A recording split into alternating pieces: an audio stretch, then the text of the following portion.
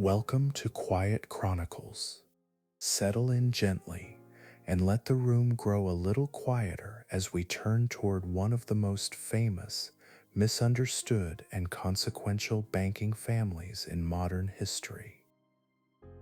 The Rothschild name has traveled far beyond the ledgers, letters, houses, and offices where its real history was made. It has been attached to empires, wars, railways, governments, fortunes, rumors, and myths. Yet behind the larger legend was a family that began in the narrow streets of Frankfurt's Jewish quarter, where opportunity was limited, trust was precious, and small acts of trade could become the beginning of something much larger. If you enjoy long-form history told with care, consider liking the video and subscribing to Quiet Chronicles. New documentary-style histories are published regularly, and your presence here helps the channel continue. You are also welcome to share where you are listening from, and to leave future topics you would like covered in the comments. In this history, we will follow Mayer Amschel Rothschild and his descendants from coin dealing and court finance into the banking capitals of Europe, through war, debt, diplomacy, railways, empire, persecution, survival, and memory. The story is not a tale of hidden omnipotence. It is a story of information, credit, family discipline, state power, and the strange afterlife of a name. And so we begin in Frankfurt in the Judengasse, where the House of the Red Shield gave a family its name. Chapter 1: The Judengasse and the Coin Dealer. Mayer Amschel Rothschild was born in Frankfurt am Main in 1744 in a narrow quarter known as the Judengasse. The name meant Jewish lane, though it was more than a street. It was a confined district with gates, rules, households, workshops, synagogues, small shops, and crowded rooms where Jewish families lived under the permissions and restrictions of the city. Frankfurt was a free imperial city of the Holy Roman Empire, proud of its trade and fairs, but its Jewish residents did not share equally in its civic life. The Judengasse had been created in the 15th century, and by Mayer Amschel's childhood it had become both a place of confinement and a place of intense communal skill. Families lived close to one another, often in houses divided among relatives, apprentices, servants, and lodgers.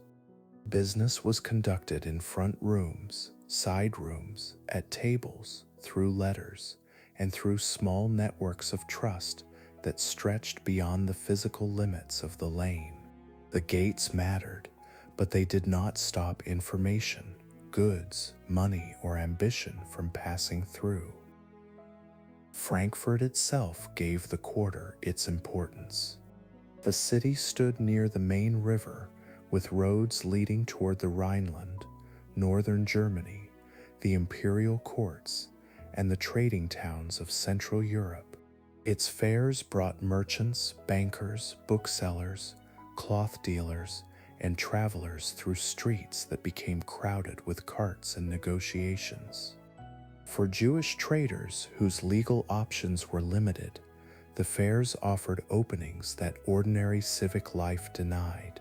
A man who could handle coins, judge silver, extend credit, and remember names could make himself useful in a world that officially kept him at the edge.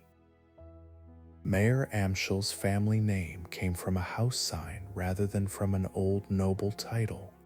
In earlier generations, before numbered street addresses became ordinary, houses in Frankfurt were identified by signs, colors, animals, or objects. The Rothschild name pointed back to the house at the Red Shield, zum Roten Schild, connected with the family's older place in the Judengasse. By Mayer Amschel's time, the family was associated with another residence, the Hinterpfahn, but the old name had endured, carrying with it the memory of a painted sign over a crowded urban doorway. His father, Amschel Moses Rothschild, worked as a dealer in goods and currency exchange. He handled coins, traded small valuables, and supplied collectible pieces to princely clients, including the court of Hesse. The work required a mixture of patience and judgment. A coin was not only metal, it might be valued for silver content, rarity, age, mint mark, inscription, condition, or the taste of a collector who wanted a Roman medal, a German thaler, or a commemorative issue from a princely house. A child growing up near such work learned that money had many faces. There was the money of daily purchase, counted quickly in a shop. There was the money of exchange, weighed and tested because different territories issued different coins. There was the money of collectors, where the past itself could raise a price. There was also the money of courts, where favor, access, and reliability might matter as much as the object placed on the table. Mayer Amschel was still young when death entered the household with lasting force. His father died in 1755, and his mother, Schönsche Lechnick Rothschild, died the following year. He was one of several children, and the loss narrowed whatever path had first been imagined for him.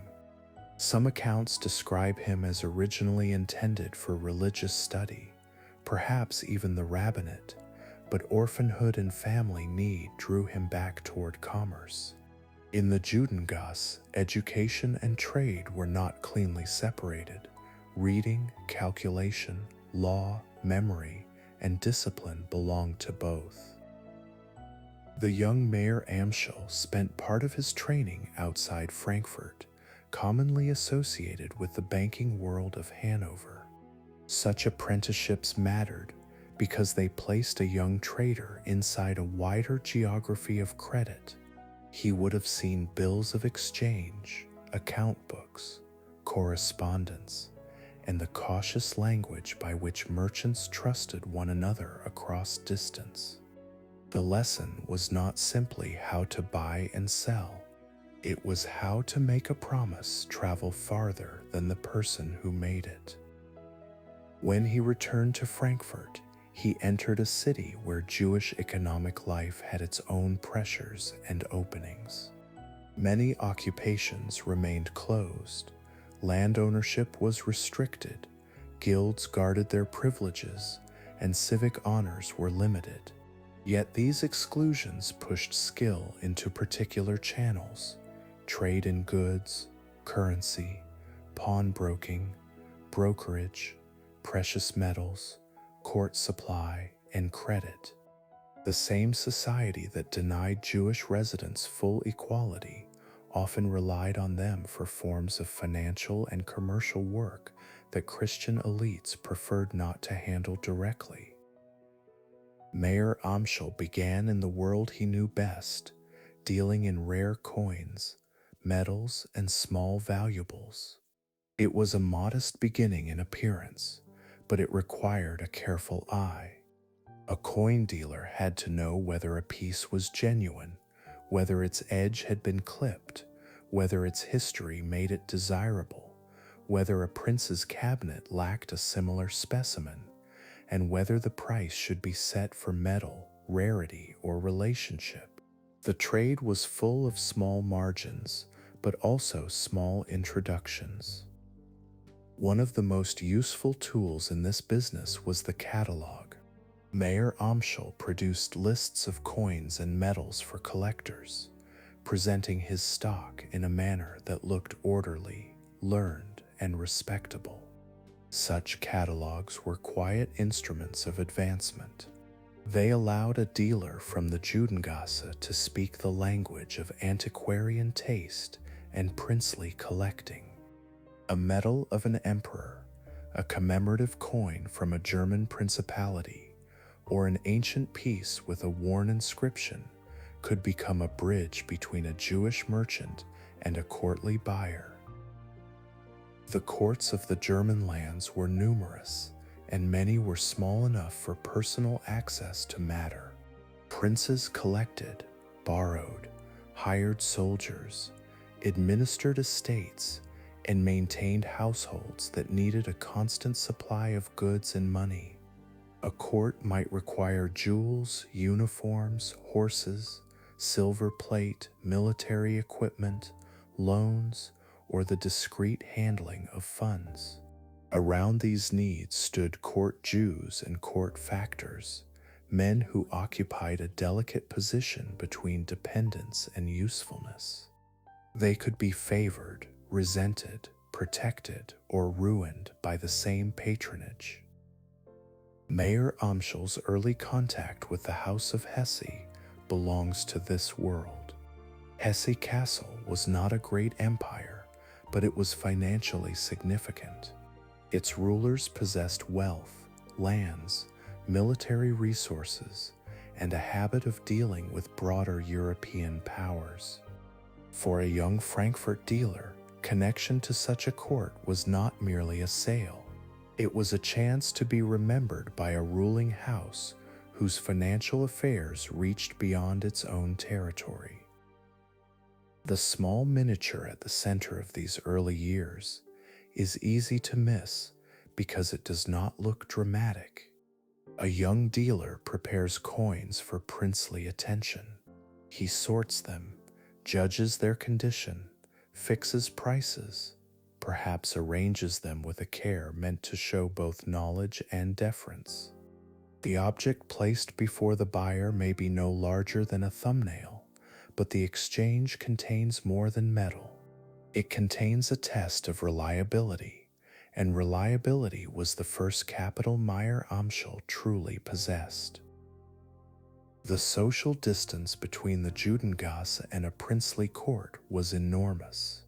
A Jewish merchant entering that world had to understand limits before he could find room to move inside them. Dress, greeting, language, timing, and written formula all carried meaning. A request made too boldly could close a door. A service rendered quietly and accurately could open another. Mayer Amschel's gift was not only calculation, but the ability to work within hierarchy without being swallowed by it. The city's restrictions gave family life a particular weight. Marriage, household organization, inheritance, and apprenticeship all belonged to economic survival. In 1770, Mayer Amschel married Gudel Schnapper, the daughter of a Frankfurt tradesman. Their marriage placed him more firmly inside the merchant networks of the Judengasse, and their home would become both family residence and business center. In time, Gudel would raise 10 children there, including the 5 sons whose names would later mark the banking houses of Frankfurt, London, Paris, Vienna, and Naples. In these early decades, the Rothschild business still remained local in its physical setting. There was no grand bank facade, no marble hall, no empire of offices. There were rooms in a crowded quarter, account books, coins, letters, family labor, and access slowly widened through service. Yet the habits formed there were the habits that later gave the dynasty its unusual strength: secrecy without isolation, family discipline, careful correspondence, practical numeracy, and a sense that trust could be built patiently across years. The Judengasse also taught the family something about vulnerability. Legal permission could be withdrawn. Public mood could turn. A patron's favor could fade. A regulation could limit residence, marriage, movement, or trade. Jewish success in such a setting carried exposure as well as opportunity, because advancement was visible in a society that had not granted full belonging. Mayer Amschel's rise did not begin with hidden command over governments. It began with the small, documented mechanics of usefulness. He knew coins, cultivated collectors, served patrons, kept accounts, and taught his children the value of disciplined family cooperation.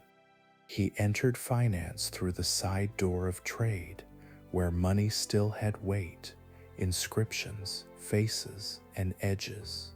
Before the Rothschild name became attached to bonds and empires, it belonged to a man in Frankfurt who understood that every durable fortune begins with trust someone is willing to test again.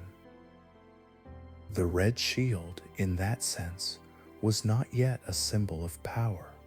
It was a remembered house sign from a crowded Jewish street, attached to a family whose future could not have been visible from its beginnings.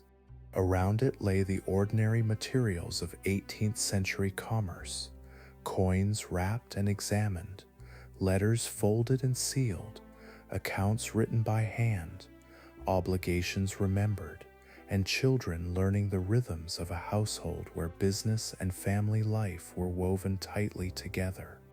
From that confined lane, Mayer Amschel Rothschild began to build the relationships that would carry his name beyond Frankfurt.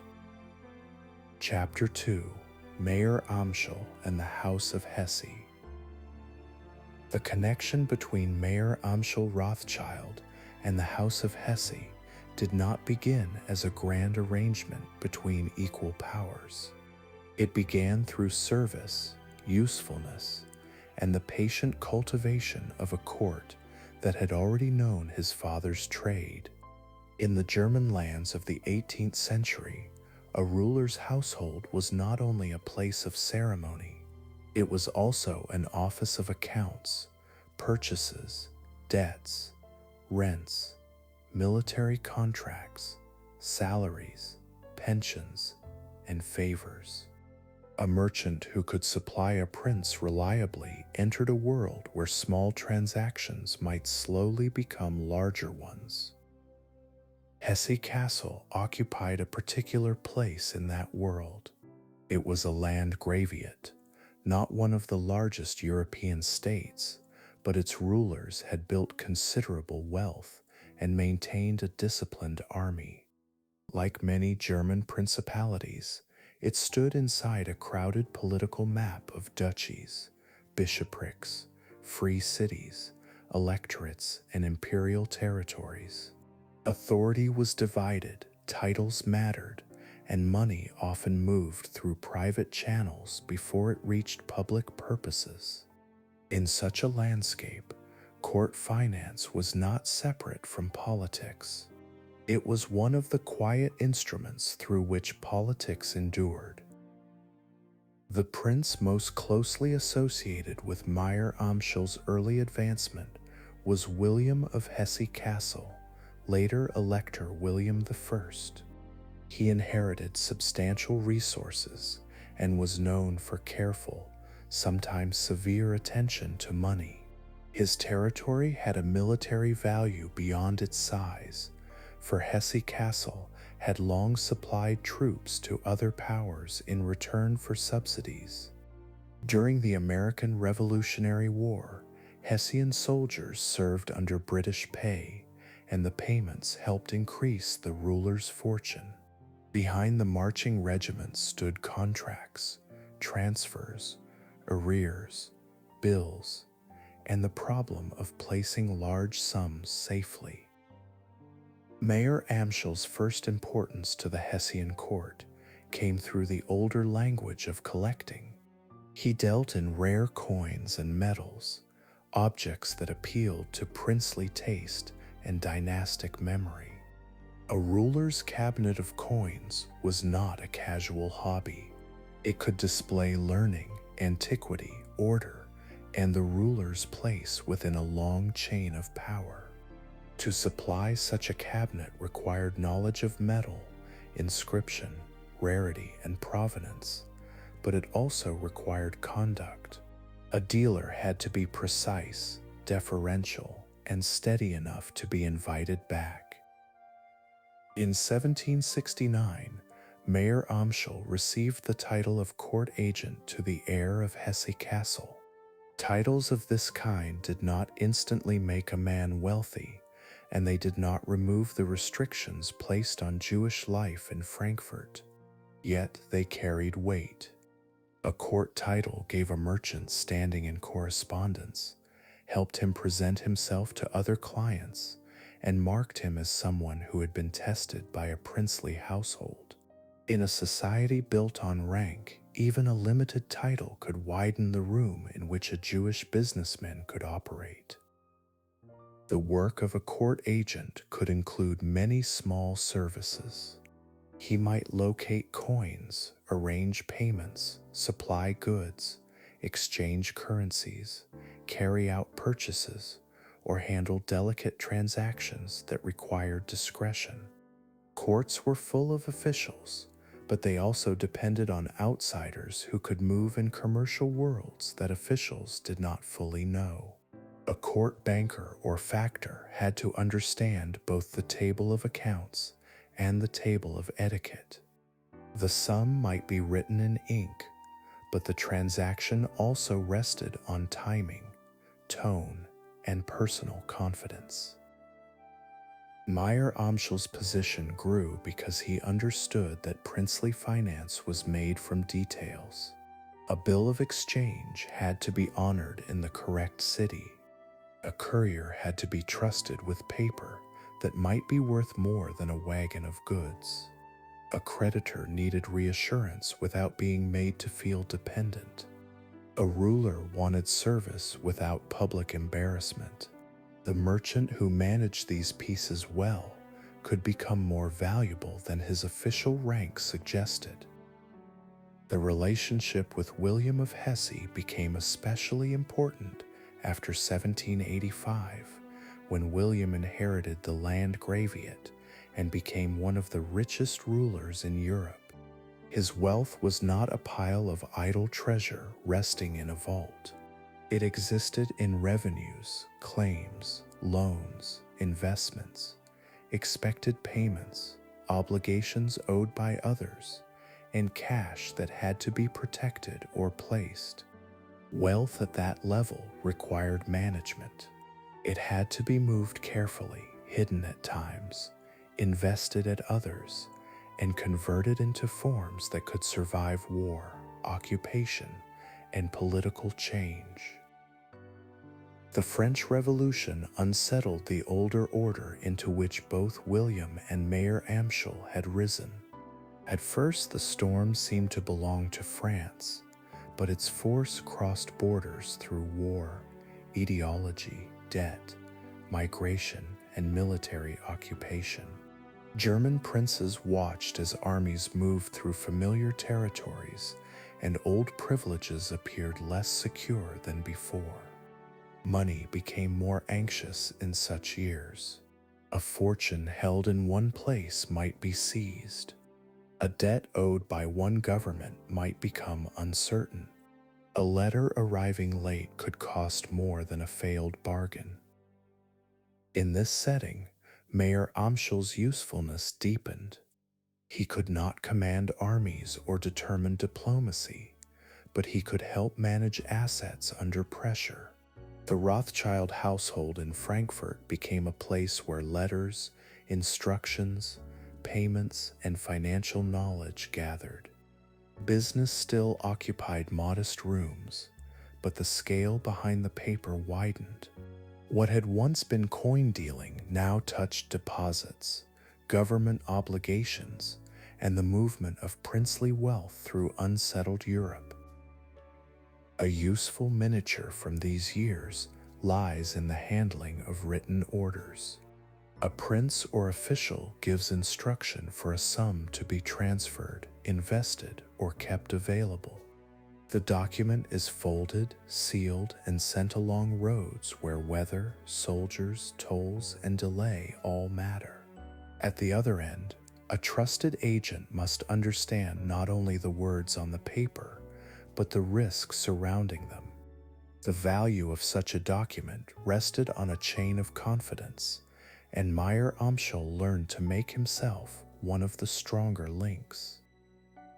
The French occupation of parts of Germany placed William of Hesse in a difficult position.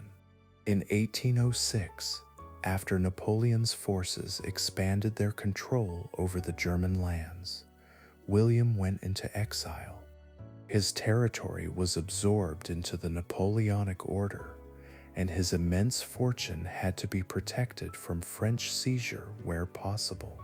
This was the kind of crisis that could ruin a financial servant who misjudged danger. It could also strengthen one who proved discreet, fast, and dependable. Mayer Amschel and his sons helped handle portions of William's wealth during this unsettled period. The exact mechanisms were complex, involving deposits, securities, bills, and investments across different financial centers. The central point was practical rather than mysterious.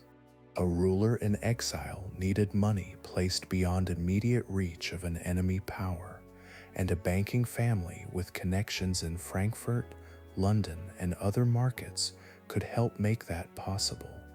The skill lay not in magic control, but in moving value through paper, trust, and distance. By then, Mayer Amschel had already begun training his sons inside the family business. The boys learned accounts, languages, commercial manners, and the discipline of shared family interest. They did not inherit an empire fully formed. They entered a household where work was continuous and where mistakes could damage everyone. A badly kept account, a careless letter, an unpaid obligation, or an indiscreet remark could harm not only one clerk, but the standing of the entire house. Nathan, one of the most capable sons, had gone to England in the 1790s, first connected with the textile trade in Manchester and later with finance in London. That English opening would prove decisive for the Hessian connection. London had become a center where large sums could be invested with relative security, especially in British government securities. If William's wealth needed a safe and productive home beyond Napoleon's reach, Britain offered possibilities that continental Europe could not always provide. The money associated with the Hessian ruler helped bring the Rothschilds into a wider financial world. Handling such funds required dealing with securities, exchange rates, and government paper. British consols and other instruments were not as tangible as rare coins, but they were also objects of trust. They represented claims on future payments, supported by the taxing power and credibility of the British state. For a merchant family trained in judging value, the shift from metal and metals to paper and public debt was large, but not unnatural. Mayer Amschel's older skills remained visible even as the scale changed. He continued to rely on caution, family loyalty, repeated service, and the careful preservation of confidence. A court relationship could not be treated as a single transaction. It had to be tended across years. Letters needed answers. Instructions needed fulfillment. Risks had to be explained without alarm. Gains had to be pursued without making the patron feel exposed. In that rhythm, the Rothschilds became not only useful dealers, but custodians of trust. The House of Hesse also gave the family a lesson in the political nature of money. A fortune was never only private when it belonged to a prince. It touched armies, diplomacy, territory, exile, restoration, and the survival of rank. To manage part of such a fortune was to stand near political consequence without holding formal political office. This position would become familiar to the Rothschilds in later decades, when governments across Europe turned to them for loans, bond issues, and delicate transfers. In Frankfurt, however, the family's daily setting remained comparatively small.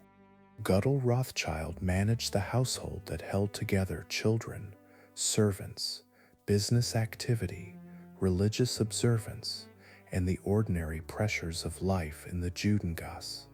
The sons were sent outward, but the family center retained its importance. Messages returned to Frankfurt. Decisions were weighed there. The old street, with its restrictions and crowded houses, remained tied to transactions that now reached the courts and markets of Europe. William of Hesse did not make the Rothschild fortune by himself, and Mayer Amschel did not rise by serving only one patron. Yet the Hessian connection gave the family a powerful foundation. It offered capital, credibility, experience, and proof that the Rothschilds could be trusted with sensitive financial affairs in dangerous times. Other merchants might make profit from trade. Fewer could show that a ruler had relied on them when territory, war, and fortune were all uncertain. By the end of Mayer Amschel's life, the pattern was clear enough for his sons to carry forward. The family had learned how to serve power without becoming its servant in a simple sense. They had learned that money could cross borders more quietly than armies, that information could protect capital, and that a family bound by trust could act faster than a loose partnership of strangers. The court of Hesse had been a school as much as a patron, and from that school emerged the habits that would soon place the Rothschild name in London, Paris, Vienna, Naples, and beyond. Chapter 3: 5 Sons Across Europe. Mayer Amschel Rothschild's achievement did not rest only on the money he earned or the patrons he cultivated. It rested on the way he organized his family. In an age when contracts could be broken by war, distance, death, or political seizure, he treated kinship as a form of commercial structure.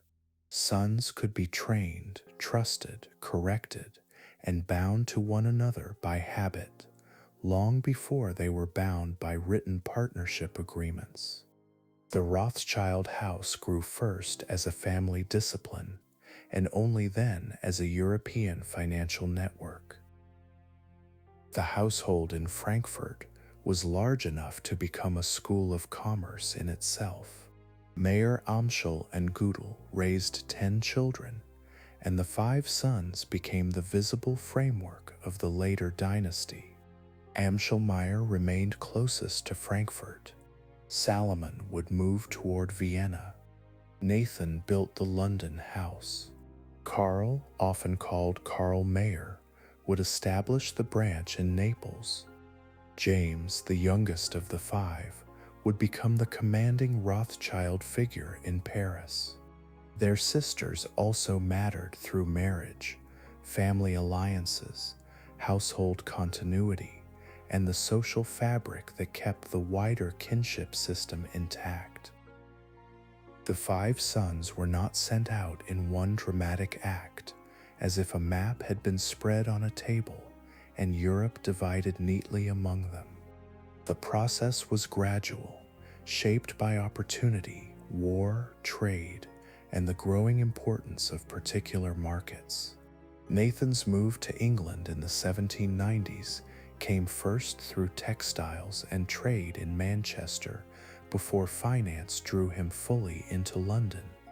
The continental branches developed as the family's business widened, and as governments, courts, and markets required men who could act locally while remaining tied to a shared house. Frankfurt remained the root. In the old city, Amschel-Mayer carried forward the original base, preserving contact with German clients, princely business, and the family center. The Frankfurt house did not have the later glamour of Paris or the market power of London, but it held symbolic and practical authority. The father's memory, the family archive, the older accounts, and the discipline of the Judengasse all gave Frankfurt a weight that was not measured only in the size of its transactions. Nathan Mayer Rothschild's path was different in temper and setting. England offered a more open commercial field, especially for a man able to learn quickly and bear risk.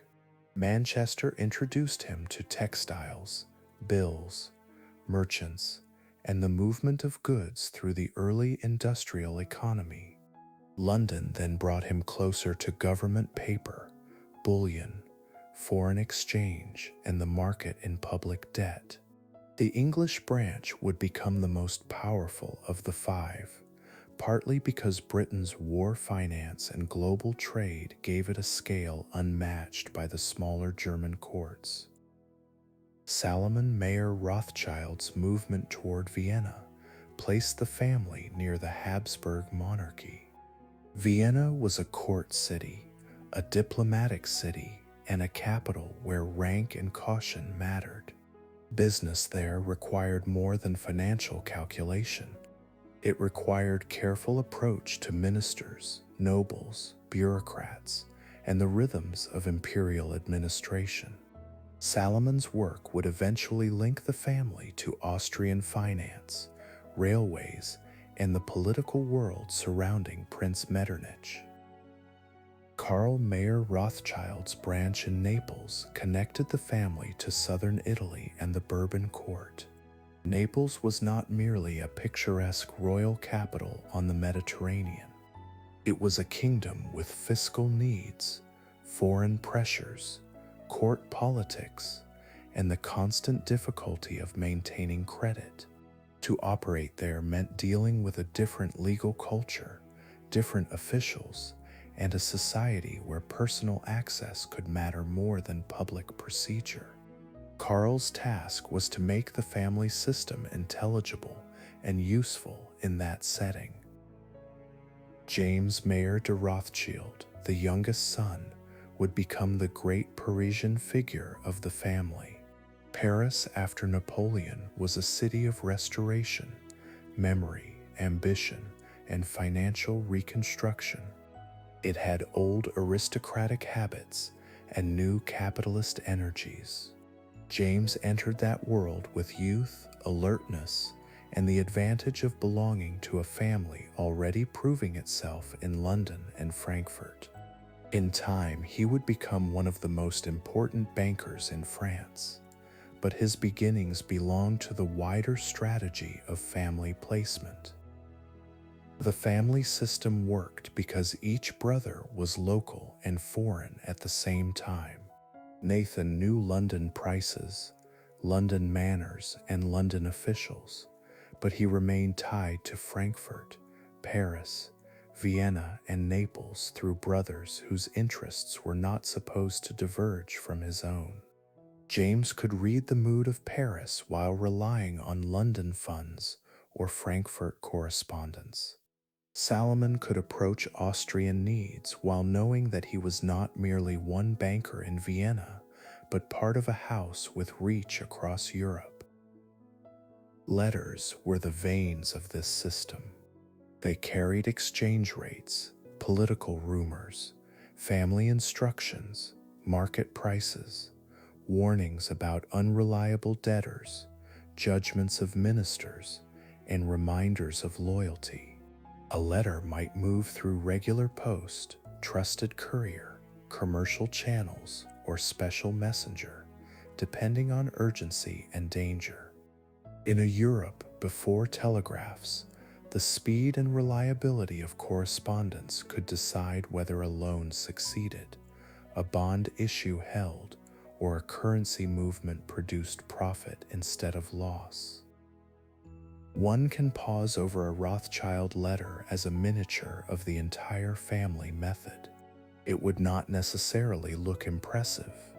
Folded paper, dense handwriting, practical language, perhaps lines written in German, French, or another business language, with names and sums embedded among family concerns. Yet its value could be immense. A brother in London might know something about British policy or market sentiment that a brother in Paris could use before rivals understood it. Information, when combined with trust, became a form of capital. The brothers did not merely exchange news. They exchanged confidence. Each branch had to believe that the others would not conceal essential risks, misuse shared resources, or pursue private advantage at the expense of the house. This kind of trust was difficult to create among ordinary partners, especially across borders. The Rothschilds reinforced it through family habit, marriage patterns, shared memory, and the stern expectations of Mayer Amschel, who wanted his sons to remain united after his death. His will and family instructions gave formal shape to this concern. Mayer Amschel urged unity among his sons and sought to keep the business under close family control. The fortune was to remain concentrated, the partnership guarded, and the house protected from division.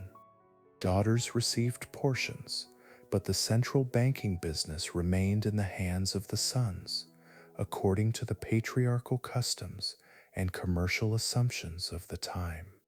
The arrangement reflected both family strategy and the legal world in which property, gender, and business authority were unequally arranged. Marriage then became another instrument of continuity. Later Rothschild generations often married within the wider family circle, especially among cousins, in order to preserve trust, capital, and shared interest. Such patterns can seem strange from a modern distance, but among dynastic families, aristocratic houses, and merchant clans, marriage had long served as a way to hold property and loyalty together. For the Rothschilds, whose business depended so heavily on confidence, marriage inside the network reduced the risk of strangers entering the center of the house. The five-branch structure also reduced certain dangers. A single banking house in one city could be damaged by local war, local law, local panic, or the fall of one patron. A family spread across several capitals could shift information and resources more flexibly. If one market was closed or frightened, another might still operate. If one government was uncertain, another might need funds. The system did not make the family safe from crisis, but it gave them more roots through it. Their Jewish identity remained central to the structure, both as an inherited community position and as a source of vulnerability. In Frankfurt and many other cities, Jews still faced legal restrictions, social hostility, and limits on civic belonging. At the same time, Jewish merchant networks across Europe had long experience in long-distance trade, credit, multilingual correspondence, and family-based trust. The Rothschilds did not rise because exclusion was harmless. Exclusion was often harsh and humiliating. They rose partly because they learned to build strength in the narrow spaces that exclusion left open. The family's early European expansion also depended on the changing character of states. Governments needed more money than before. War had become expensive, armies required steady payment, and public debt was becoming a normal part of political life. A ruler could no longer depend only on land revenues, customs duties, or occasional taxes. He needed access to markets where large sums could be borrowed, converted, transferred, and repaid. The Rothschild brothers stood ready to serve that growing need with a network few rivals could match. A practical example lay in exchange. Money in one city was not simply money everywhere. Different currencies circulated, different bills traded at different rates, and confidence varied from market to market. A payment due in Vienna might need to be arranged through Frankfurt, covered from London, and balanced later through Paris. The brothers' shared accounts allowed them to handle such movements with unusual coordination. Behind a single transfer might stand several ledgers, several letters, and several judgments about timing. The partnership was not without tension. Strong men placed in powerful cities do not always remain naturally obedient to one another. Nathan's force in London, James's growing brilliance in Paris, Salomon's courtly position in Vienna, Karl's southern branch, and Amschel's seniority in Frankfurt all created possibilities for disagreement. The family system required argument as well as loyalty. Letters could contain complaint, correction, urgency, and impatience, because trust did not mean gentleness at every moment. It meant the quarrel was kept within the house. After Mayer Amschel's death in 1812, the sons had to prove that the structure could survive without the father's immediate authority. This was a decisive test.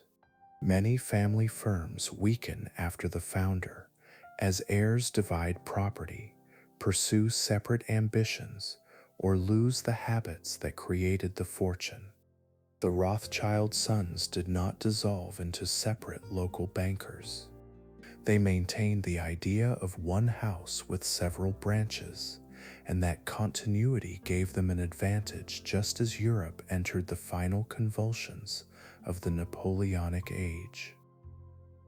The visible symbol of the five brothers would later become almost too neat: 5 arrows, bound together, often associated with family unity.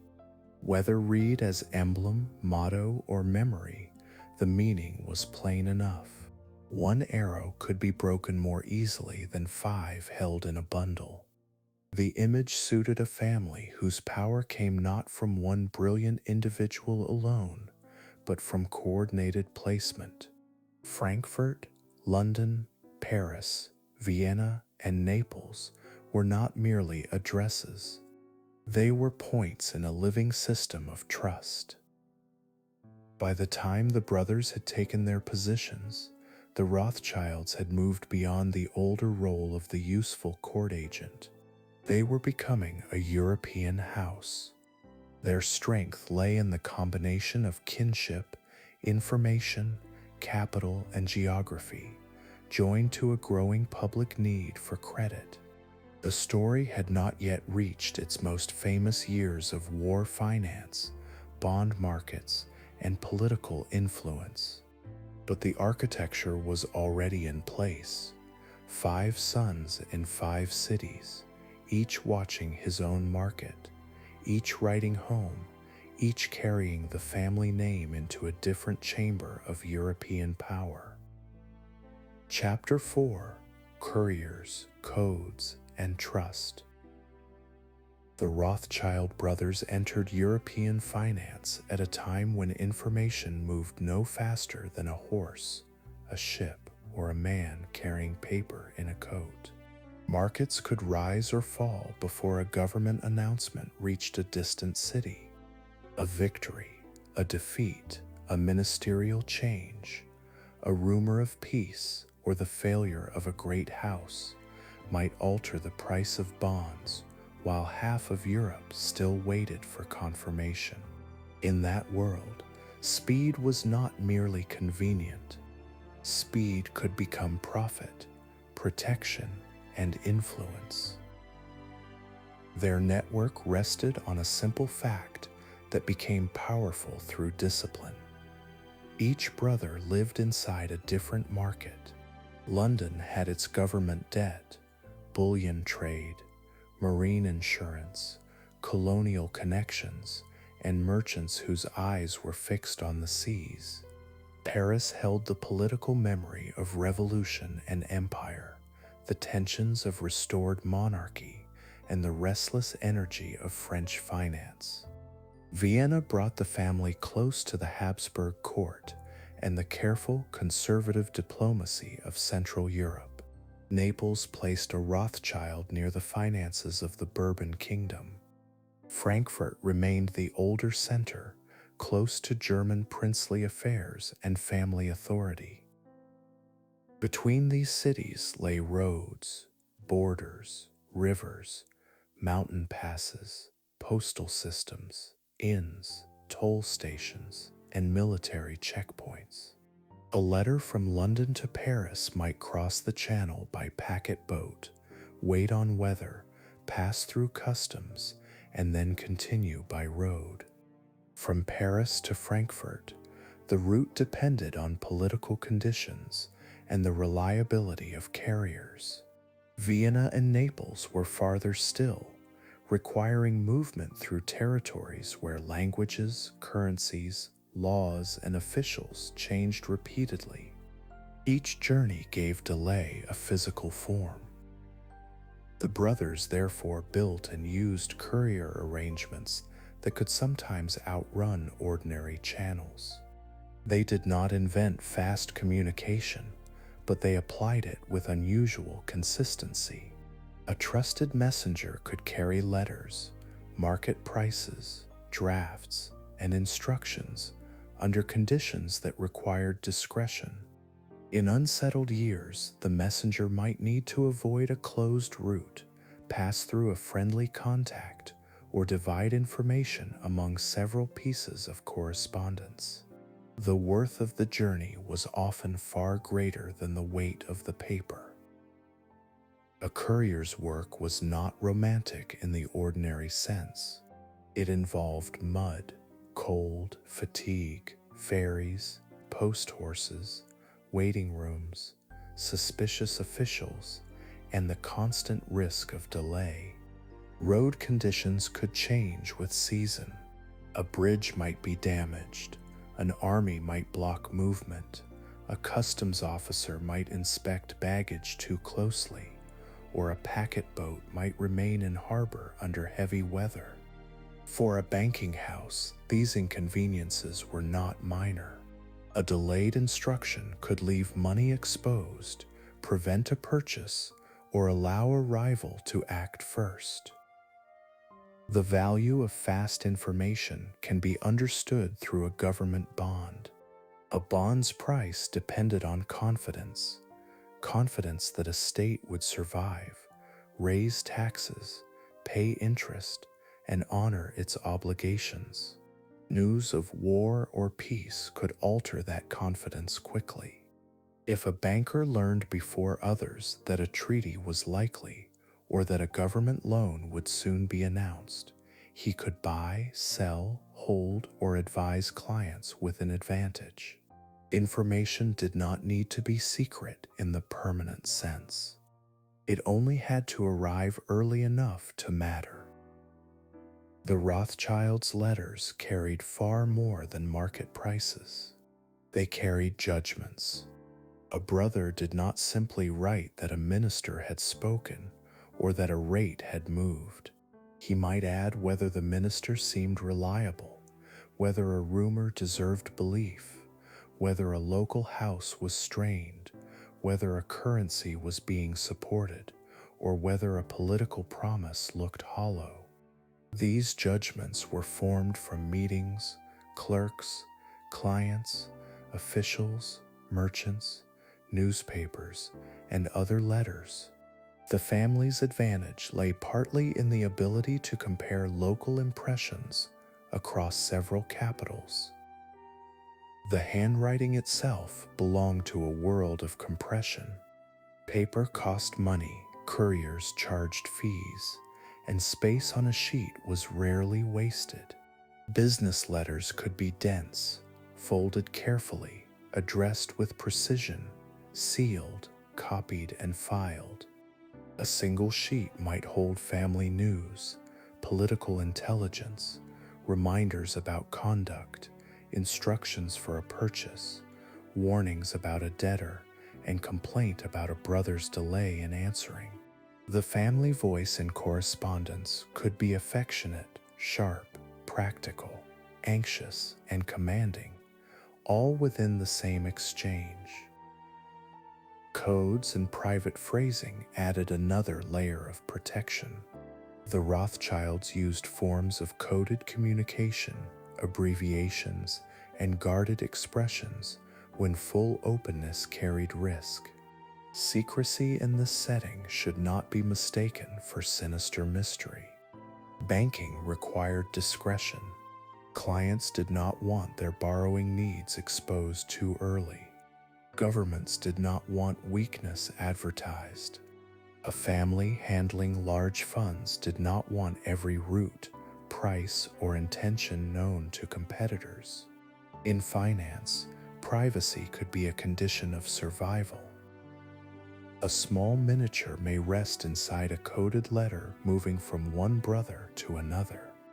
The sender knows that the words may pass through hands that are not friendly. He chooses phrases that his brother will understand, compresses a warning about a market into a few careful lines, and adds a family instruction that looks ordinary to an outsider. The letter is folded, sealed, and sent onward. When it arrives, its value lies not only in what it says, but in the shared habits that allow the receiver to understand what is left unsaid. Trust gave meaning to speed. A false report arriving early could be worse than a true report arriving late. For that reason, the family network had to judge the reliability of sources constantly. A rumor heard in a coffee house, a statement from a minister, an item in a newspaper, a price movement in the exchange, and a private warning from another banker did not all carry the same weight. The brothers learned to compare, doubt, confirm, and act without waiting so long that opportunity vanished. The London house became especially important because Britain's financial markets were deep and active. Consols, bullion, exchange bills, and government contracts all responded to the pressure of war and diplomacy. Nathan's information from London could matter to Paris or Frankfurt, while news from the continent could matter to London before official dispatches had shaped public opinion.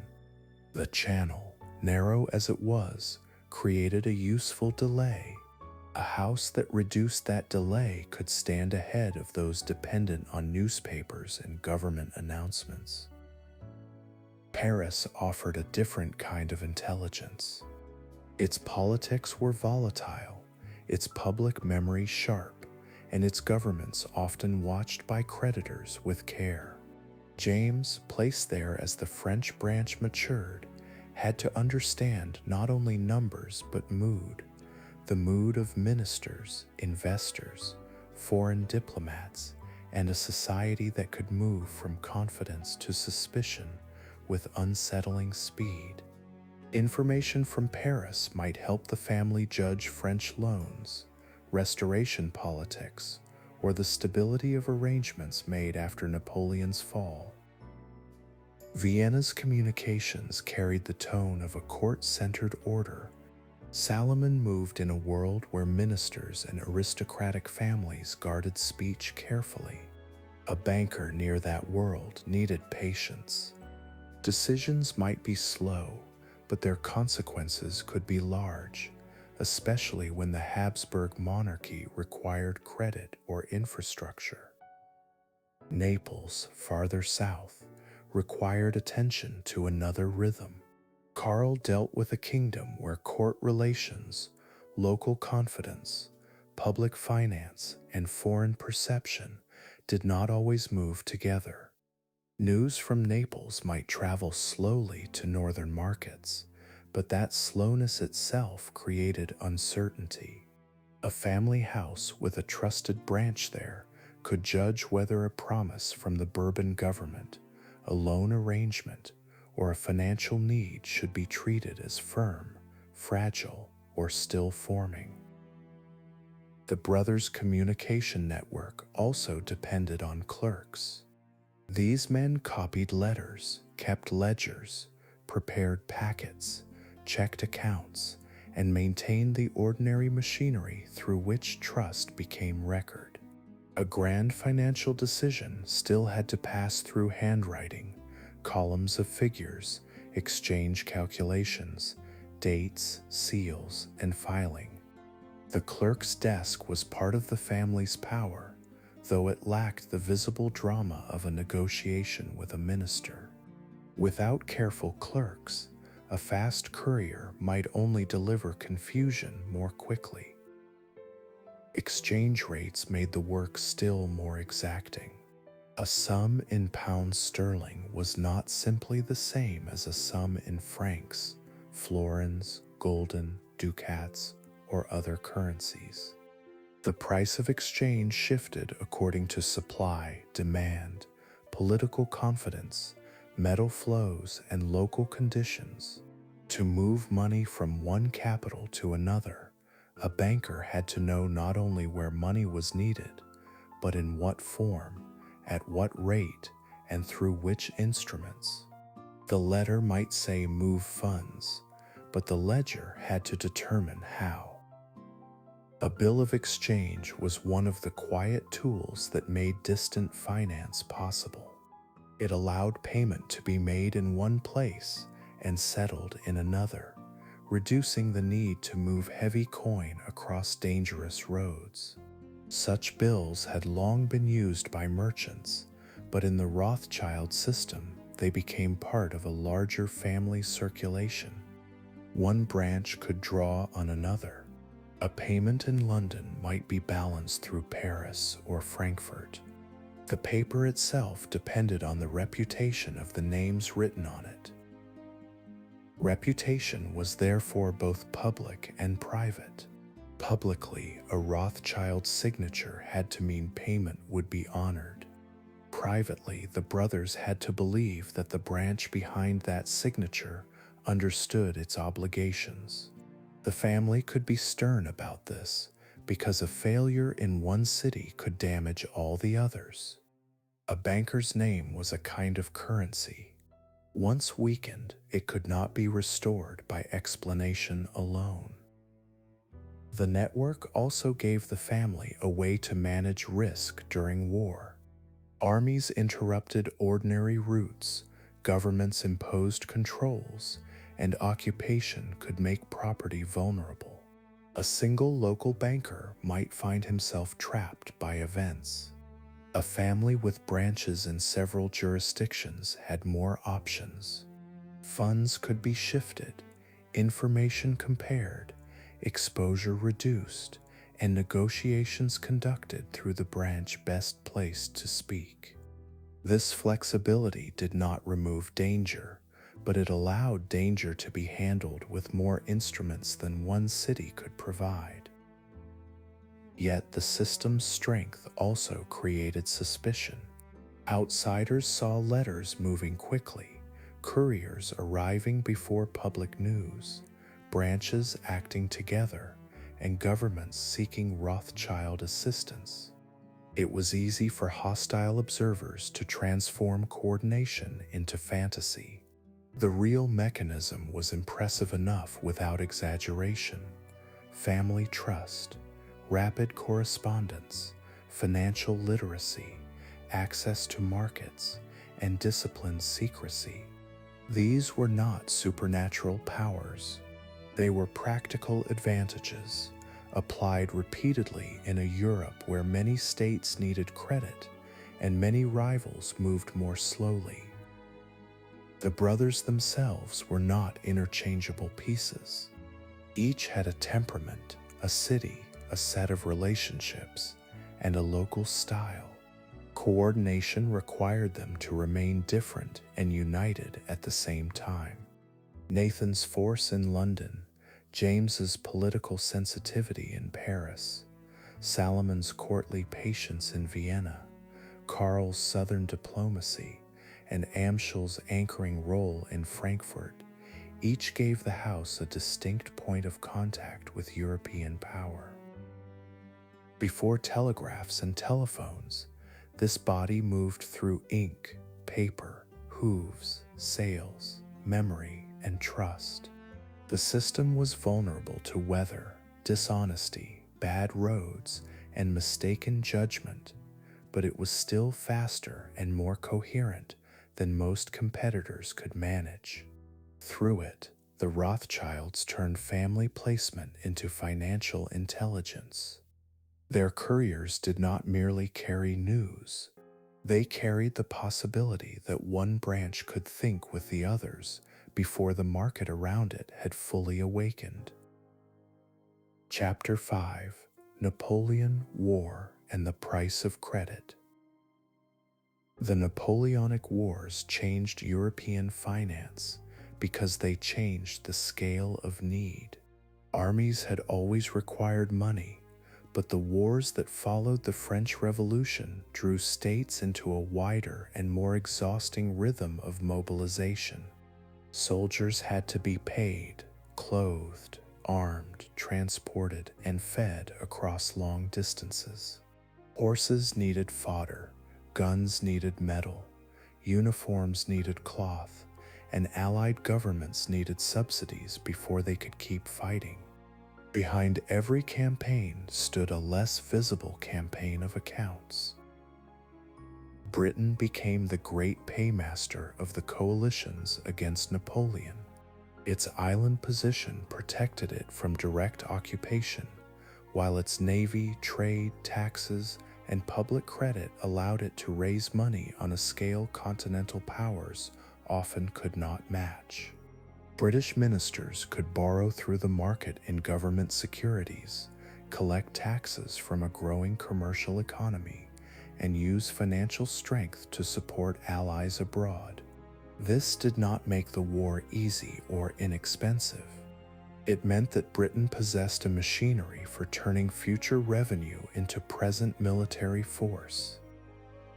For the Rothschilds, the wars arrived at the moment when their family network was becoming useful beyond local court finance. Nathan in London stood near the British market. Mayer Amschel and Amschel in Frankfurt held the older German base. James, still young, would increasingly connect the family to France.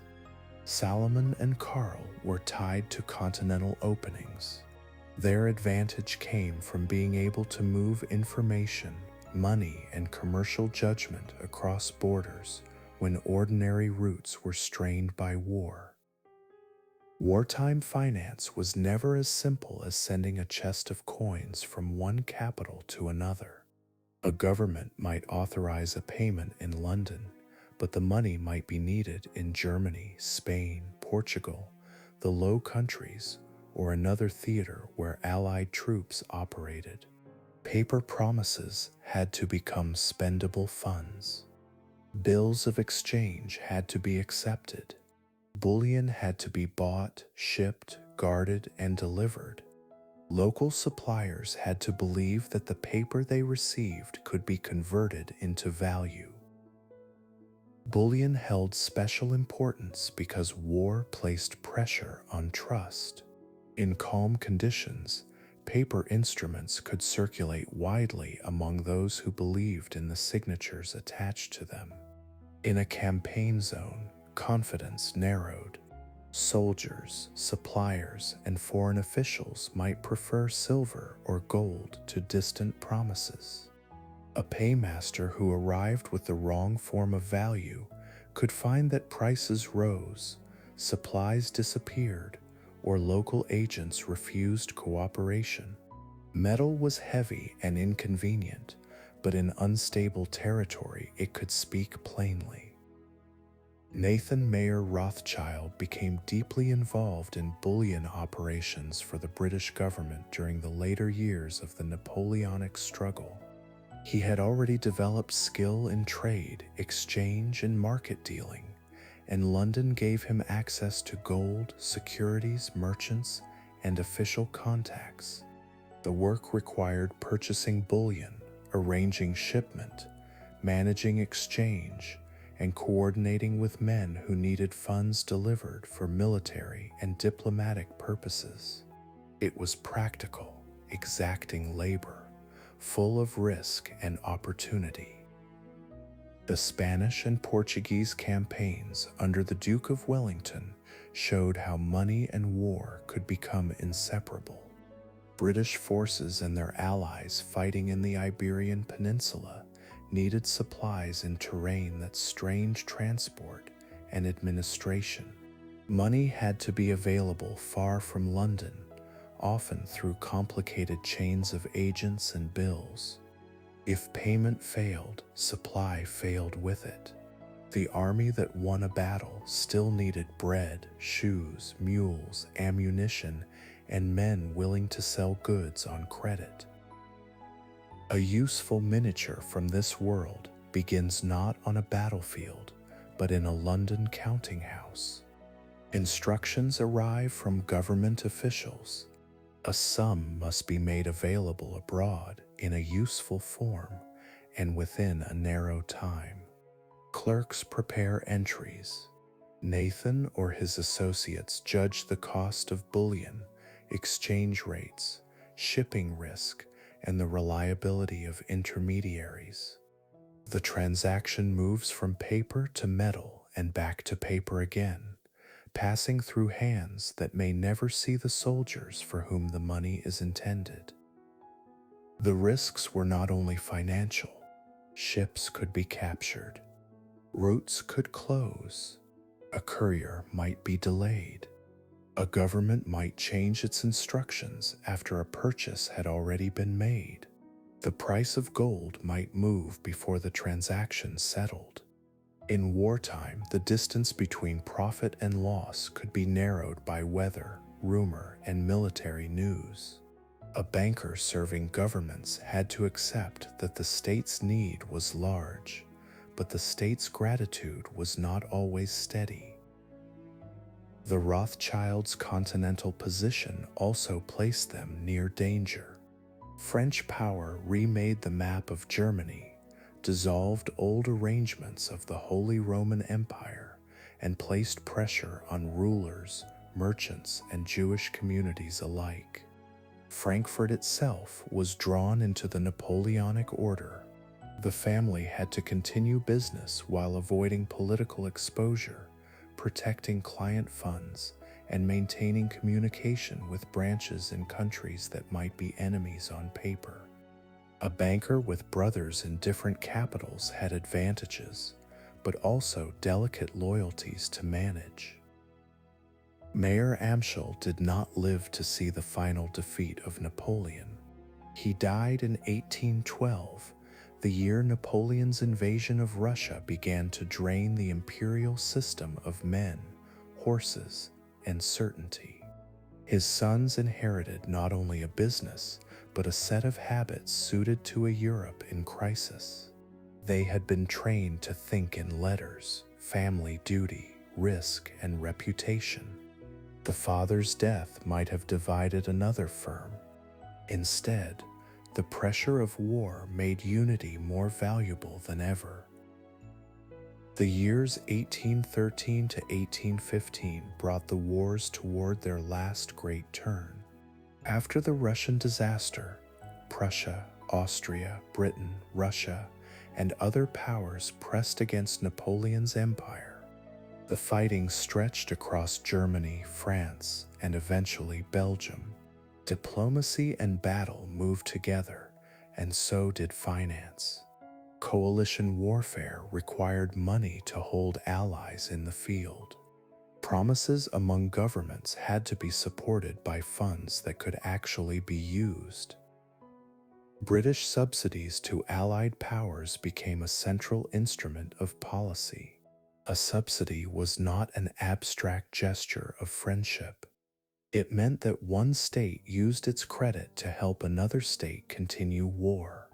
The recipient could pay troops, buy supplies, or maintain operations that might otherwise collapse under fiscal strain.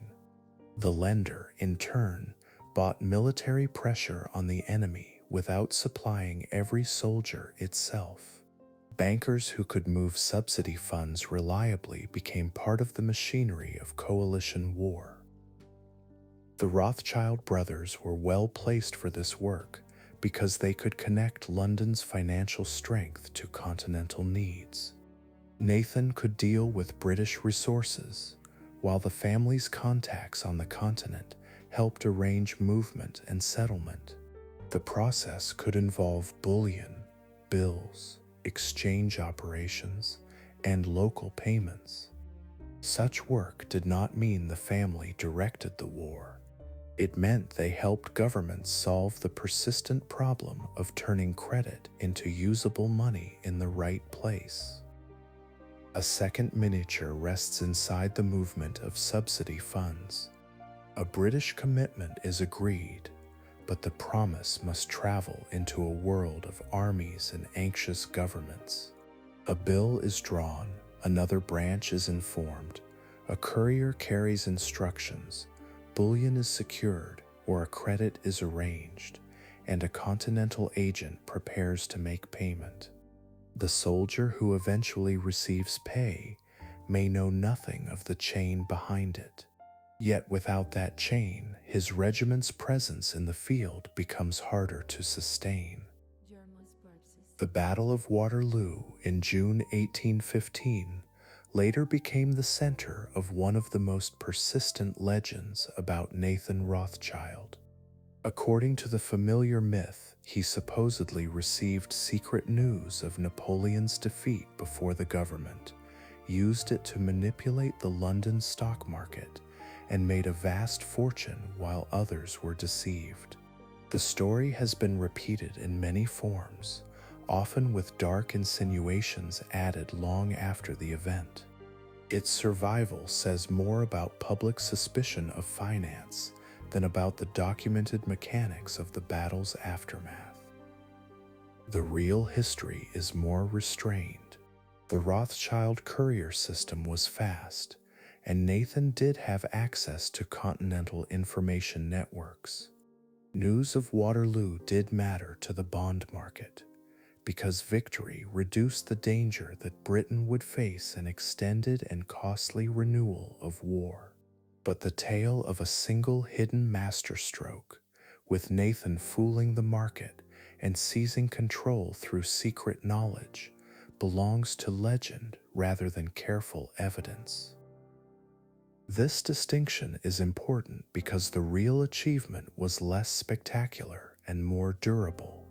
The Rothschilds made themselves useful to states under pressure. They bought and moved bullion, handled exchange, transmitted information, managed risk, and linked markets that war had partly divided. These activities were complex enough without turning them into fantasy. Their influence grew because governments needed what they could provide, and because they provided it repeatedly in conditions where failure would have been costly.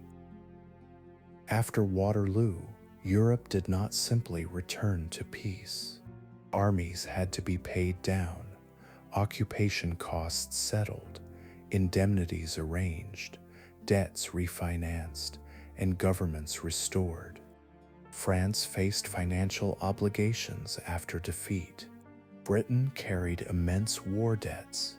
Continental rulers had to rebuild fiscal credibility. The end of fighting opened a new field for bankers, not only financing war, but financing the order that followed war. The Rothschilds moved naturally into that post-war world. The same family network that had carried wartime funds could now assist with loans, settlements, reparations, and government securities. Their knowledge of markets, ministers, exchange rates and investor confidence became even more valuable as states tried to stabilize themselves. War had shown that credit could sustain armies. Peace would show that credit could shape restoration, reconstruction, and the balance of power. Napoleon's wars therefore marked a turning point in the family's history. Mayer Amschel had built a house of trust. His sons proved that the house could operate at European scale. They did not command the coalitions, decide the battles, or secretly own the states they served. Their work lay in the quieter passages between policy and payment. In those passages, where ledgers met armies and promises had to become spendable funds, the Rothschild name began to acquire the weight that later generations would magnify into legend. Chapter 6: Nathan Mayer Rothschild and the London House. Nathan Mayer Rothschild did not arrive in Britain as the master of a financial empire. He came as a young man from Frankfurt, carrying family training, commercial nerve, and a willingness to work in markets larger and rougher than those his father had first known. England in the 1790s was a place of war, industry, seaborne trade, public debt, and crowded opportunity. It rewarded speed and punished hesitation. For Nathan, it became the country in which the Rothschild name would gain its greatest early force. His first British base was not London, but Manchester. That detail matters because Manchester placed him inside the practical world of textiles rather than the polished language of high finance. Cotton goods, dyes, warehouses, bills, merchants, samples, shipments, and credit formed the daily business of the town. The industrial economy was growing quickly, and cloth moved from workshops and mills into domestic and foreign markets.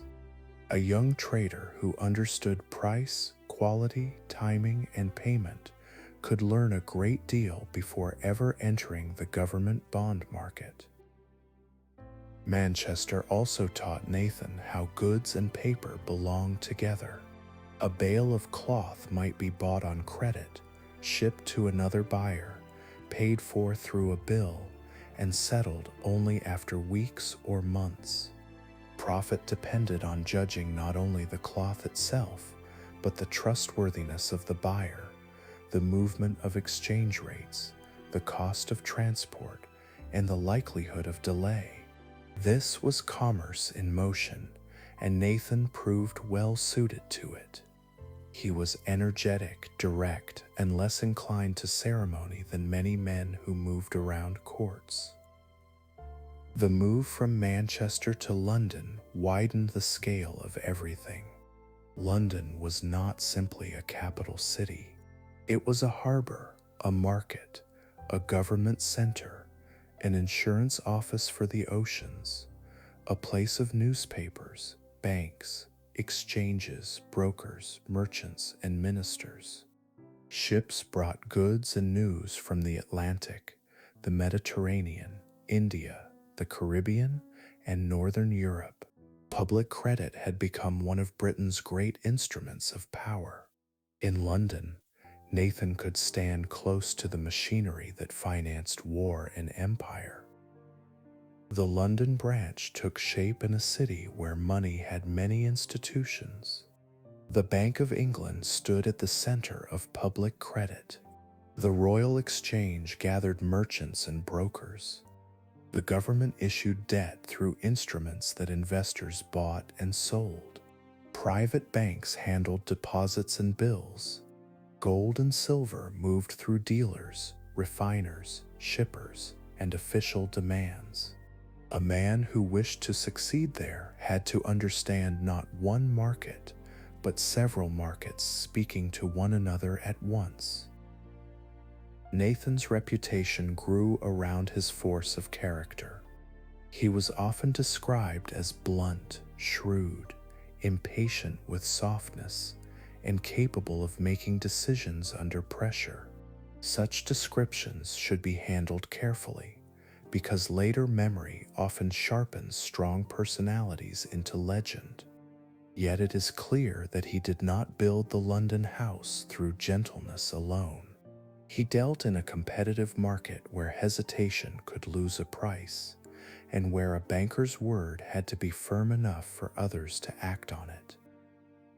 The early London business still drew on the family network. Nathan was not isolated in Britain, and his rise cannot be separated from Frankfurt, Paris, Vienna, and Naples.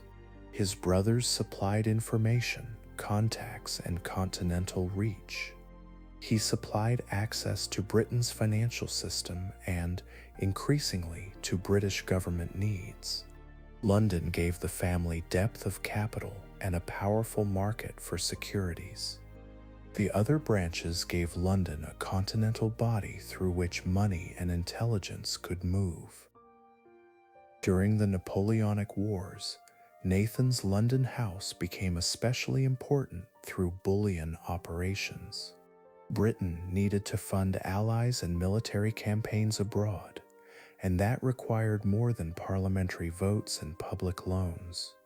Money had to become useful in the places where troops and governments needed it. Gold had to be purchased, shipped, and converted. Bills had to be drawn and honored.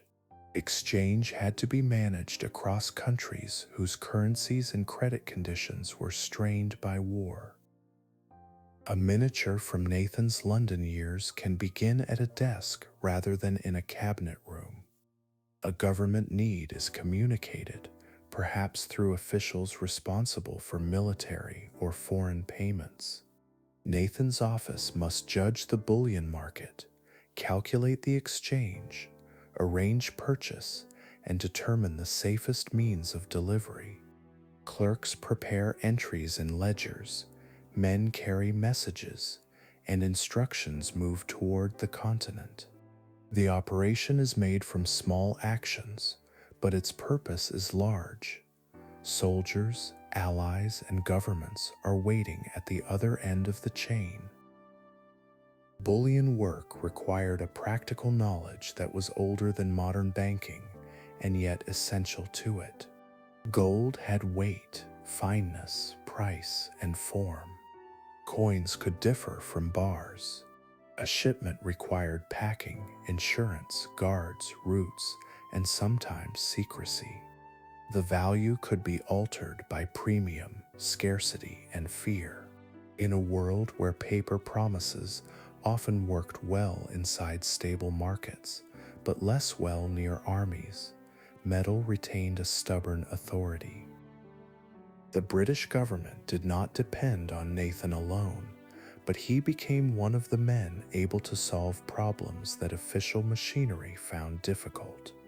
States often need private agents because bureaucracy is not always fast enough, discreet enough, or commercially skilled enough to act in distant markets.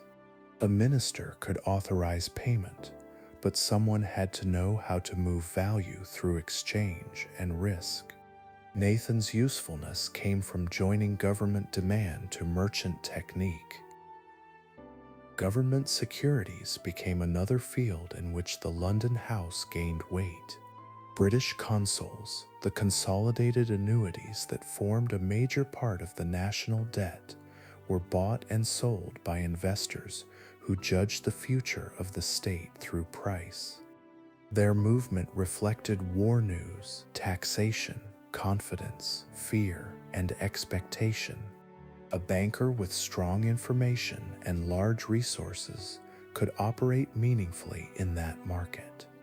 He did not need to control it entirely. He needed to understand its mood before others did. The market in consols had a physical and social life. Brokers gathered, prices were spoken, rumors traveled, newspapers were read, and men watched one another for signs of confidence or alarm.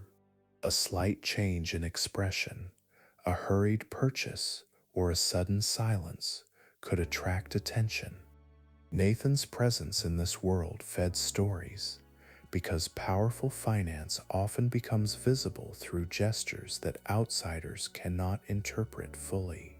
A man who buys when others hesitate is easily turned into a figure of mystery. The famous legends surrounding Nathan after Waterloo drew from this atmosphere. He had couriers, he traded in government securities, and he was known for speed. Those facts gave later storytellers the ingredients for exaggeration.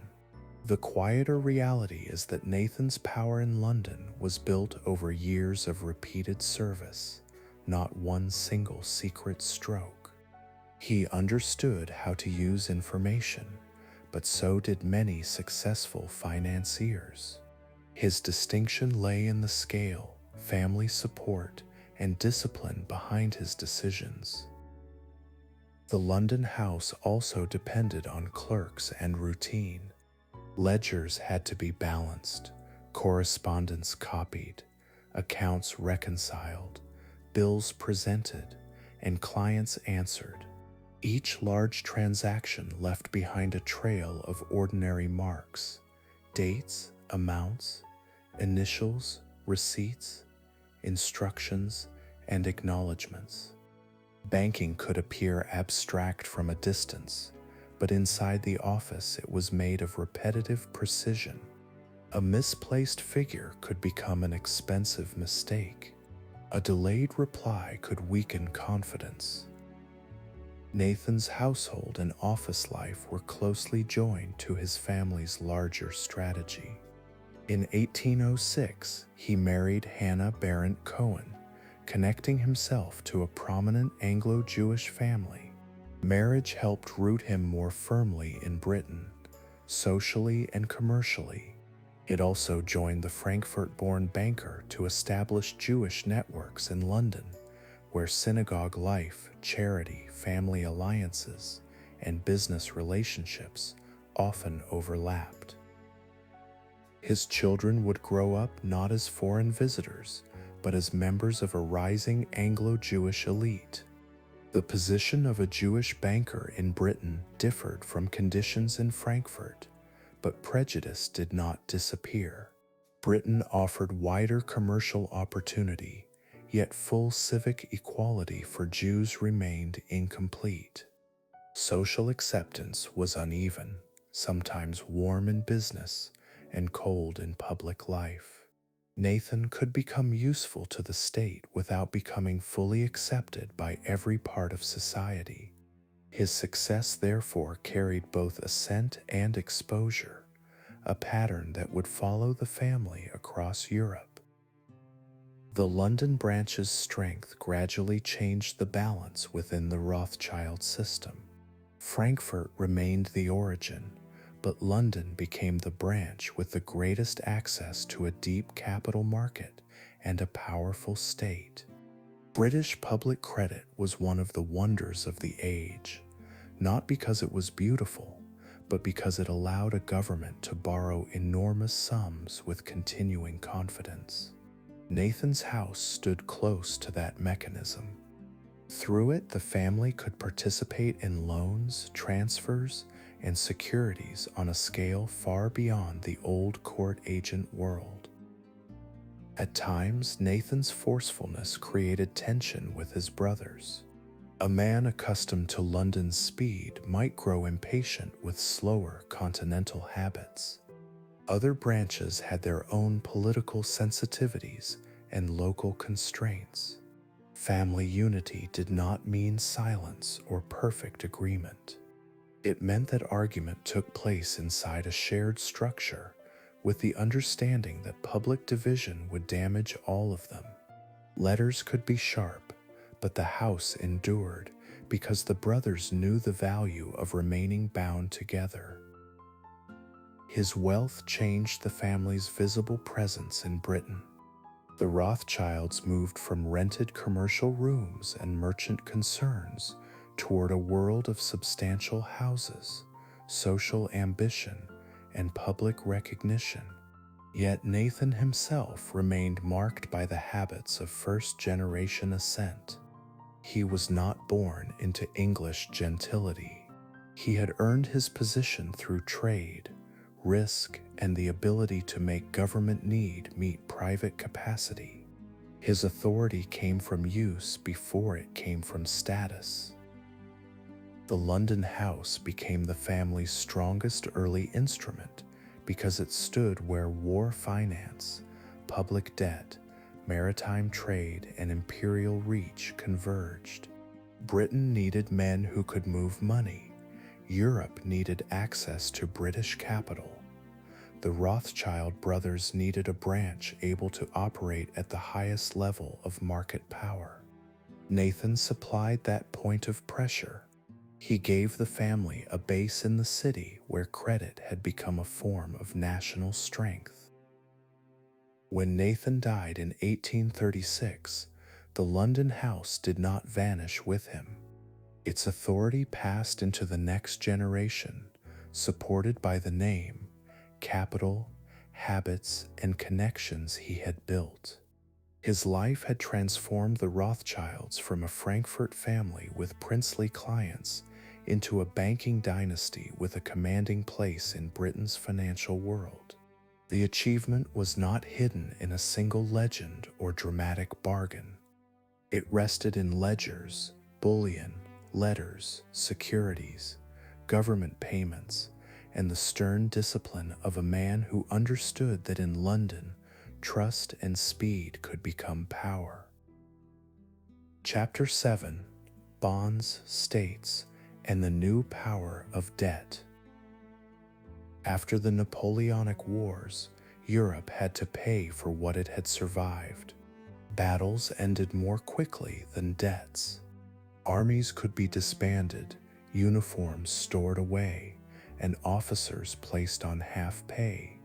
But the money borrowed to keep states alive remained in ledgers, contracts, securities, and annual budgets. Governments had promised interest to investors, and those promises did not disappear when the guns were silent. Peace brought relief, but it also brought accounts.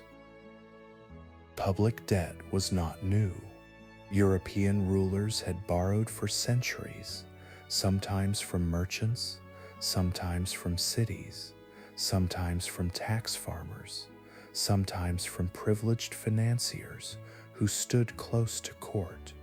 What changed across the 18th and early 19th centuries was the scale, regularity, and market form of that borrowing.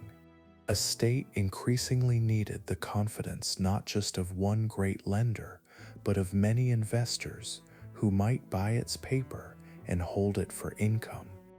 Debt became less like a private favor and more like an organized system. A government bond was a simple object with complicated meaning. It might be printed or written on paper, registered in an office, assigned a face value, and connected to a promised interest payment. Yet behind that paper stood a state's future taxes, customs revenues, political stability, and reputation. To buy a bond was to believe that a government would still exist, still collect money, and still choose to honor its promise when the next payment date arrived. For the Rothschilds, this world suited the habits they had already developed. They understood bills of exchange, metals, currencies, courts, and the movement of information. They had branches in several capitals and a record of serving governments under pressure. Bonds gave those advantages a wider field. Instead of moving a single princely fortune or arranging bullion for war, the family could help place loans before investors, support the price of securities, and connect public need to private capital. The mechanics of a government loan were quiet but demanding. A state needed money, perhaps to refinance older debt, rebuild after war, cover an indemnity, support a railway, or stabilize a budget. Bankers negotiated terms, the amount, interest rate, issue price, commissions, repayment conditions, and sometimes the revenue pledged to reassure investors. Once agreed, the loan had to be sold into the market. Investors did not buy simply because a minister wished them to. They bought because the terms looked credible and because trusted houses stood behind the operation. A loan issue could therefore become a small public ceremony of confidence. Prospectuses were prepared, notices circulated, subscriptions opened, and brokers began speaking of the paper in coffee rooms, exchanges, and private offices. Wealthy individuals, institutions, and smaller investors considered whether the yield justified the risk. A respected banking house could help by lending its name, purchasing a portion, distributing the bonds through its network, and signaling that the borrower deserved trust. The signature mattered because reputation had market value. This reputation did not mean the Rothschilds could make any state creditworthy by wishing it so. A bankrupt government, an unstable regime, or a ruler with a history of default could not be transformed by a famous name alone. The family's judgment rested partly in knowing when not to lend or when to demand better terms. Refusal could be as important as agreement. A banker who lent carelessly might gain favor for a season and lose credibility for a generation. The post-war French loans showed the importance of such work. After Napoleon's final defeat, restored France faced occupation costs, indemnities, and the need to return to respectable standing among European powers. Money was part of diplomacy. A government that could borrow, pay, and regain market confidence could re-enter the political order more smoothly. James Rothschild in Paris and Nathan in London became central figures in handling French financial recovery, not by ruling France, but by helping connect its needs with European capital. There is a miniature in the subscription to a state loan. A man of property enters a banker's office or communicates through an agent. He does not see soldiers, ministers, or borders. He sees terms written on paper. The interest rate is considered, the issue price compared, the name of the banking house weighed, and the political news discussed. He signs for a portion, expecting future payments. In that small transaction, private savings become part of a government's public strength. The Rothschild branches made distribution unusually effective. London investors could be reached through Nathan's house. Paris could be organized through James. Frankfurt retained links with German capital. Vienna and Naples opened further channels. A loan no longer had to depend on one city's appetite alone. The family could speak across markets, place securities in several centers, and judge where confidence was strong or weak. This was one reason governments valued them. They did not merely possess money, they possessed access. Access, however, came with obligation. If a bond issue failed, the house associated with it could suffer. If investors believed they had been misled, they might hesitate before buying the next loan. The Rothschilds therefore had reason to protect market confidence even after securities were issued. At times, bankers supported prices by purchasing bonds, arranging further placements, or advising governments on policies that would reassure creditors. Public debt created an ongoing relationship, not a finished sale. For states, borrowing brought power and constraint together. A government with access to credit could fight wars, build infrastructure, pay indemnities, and survive temporary revenue shortages. Yet creditors watched. Budgets, tax systems, political stability, and diplomatic conduct all affected the market's opinion. A ruler who borrowed repeatedly had to live with the judgment of investors. The bond market became a quiet audience before which governments performed their reliability. The Rothschilds stood near that audience, but not outside it. They too depended on confidence. Their capital, partnerships, and family name could be damaged by panic, war, default, or miscalculation. Large profits were possible because large risks were accepted. A bond bought at the wrong time, a loan placed under poor conditions, or a political turn no one had foreseen could bring loss. The myth of effortless control misses this more fragile reality. In many European states, the growth of public debt also altered administration. Ministries of finance became more important. Tax records, customs receipts, budgets, and parliamentary votes gained greater weight. A government seeking good credit needed more than royal dignity. It needed accounts that could be believed.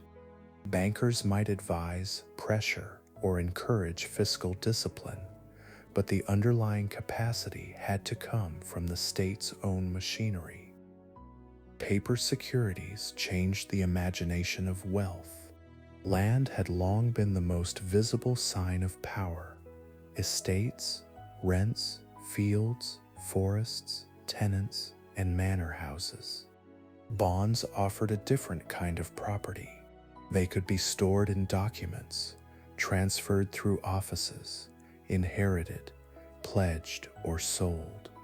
A widow, a merchant, an aristocrat, a charity, or a foreign investor might all hold claims on a government's future income. The state's debt became someone else's asset. The Rothschilds worked inside this transformation with remarkable skill. They did not create modern public debt by themselves, but they helped make it more international, more coordinated, and more responsive to political events. Their correspondence allowed them to compare markets. Their branches allowed them to distribute loans. Their capital allowed them to take positions large enough to matter. Their name reassured some investors and angered others who feared the growing authority of finance. The moral language around debt was often uneasy. Borrowing could look like prudence when it saved a state from collapse, and like weakness when it exposed the treasury to creditors. Monarchs wanted money without dependence, but large borrowing always created dependence of some kind. Parliaments disliked taxation, investors disliked uncertainty, and ministers disliked being told that the market had lost confidence. The banker became a useful figure and an irritating one, welcomed when funds were needed and blamed when obligations became burdensome. For Jewish bankers, this position carried additional danger. The Rothschilds' visibility made them symbols in debates that were not only financial. Critics could turn state dependence on credit into hostility toward Jewish influence, ignoring the broader system that made government borrowing necessary. Pamphlets, newspapers, and political gossip often preferred a personified target to an explanation of budgets and war costs. The brothers navigated this world by cultivating governments while maintaining market discipline. They sought honors, access, and recognition, yet their strongest asset remained trust in their paper. A minister might admire them, resent them, or need them. An investor might never meet them and still buy a loan because their house had placed it.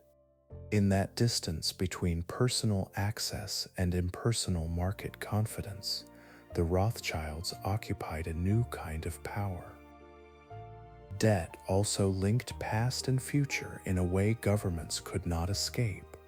A war fought in one decade might be paid for by taxpayers in the next. A railway loan might promise growth, but its interest had to be met before the growth arrived. An indemnity after defeat could shape budgets long after the occupying army had departed. Bonds turned time into a financial instrument. The present received money, the future received obligation. By the middle decades of the 19th century, the Rothschilds had become one of the principal houses through which this instrument passed. Their influence lay not in hidden ownership of Europe, but in repeated participation in the borrowing that kept states functioning. They helped governments convert need into securities, and securities into marketable trust. The power of the bond was quiet, almost dry on the page, yet it reached into armies, railways, ministries, and households. A folded certificate, filed in an office or held in a private drawer, could carry within it the promise of a state. Chapter 8: Vienna, Paris, Naples, and the Courts of Europe. The Rothschild house did not become European merely by lending across borders.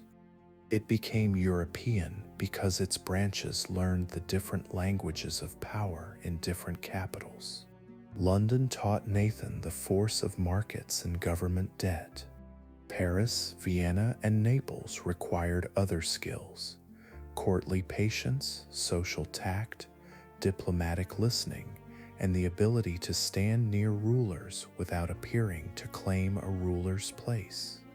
In these cities, finance moved through salons, ministries, embassies, antechambers, family dinners, and private offices as much as through exchanges. Vienna belonged to an older rhythm. The Habsburg capital was a city of palaces, uniforms, church bells, bureaucratic habits, aristocratic hierarchies, and imperial caution. After Napoleon's defeat, it became one of the great centers of the restored European order. The Congress of Vienna had redrawn boundaries and reaffirmed the principle that monarchy, diplomacy, and balance should contain the revolutionary energies released since 1789. Money did not replace diplomacy there, but it supported the world diplomacy tried to preserve. Salomon Mayer Rothschild entered this environment as the family's representative near the Austrian court. He had to deal with a monarchy that was vast, multilingual, and administratively complex. The Habsburg lands stretched across peoples, languages, tax systems, and provincial interests. A loan to such a state was never only a loan to a treasury.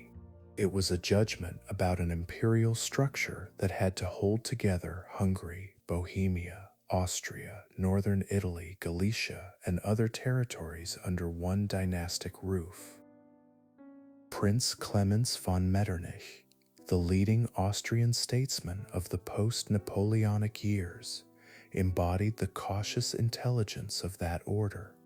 He preferred stability to experiment, managed alliances through correspondence and congresses, and feared the return of revolutionary upheaval.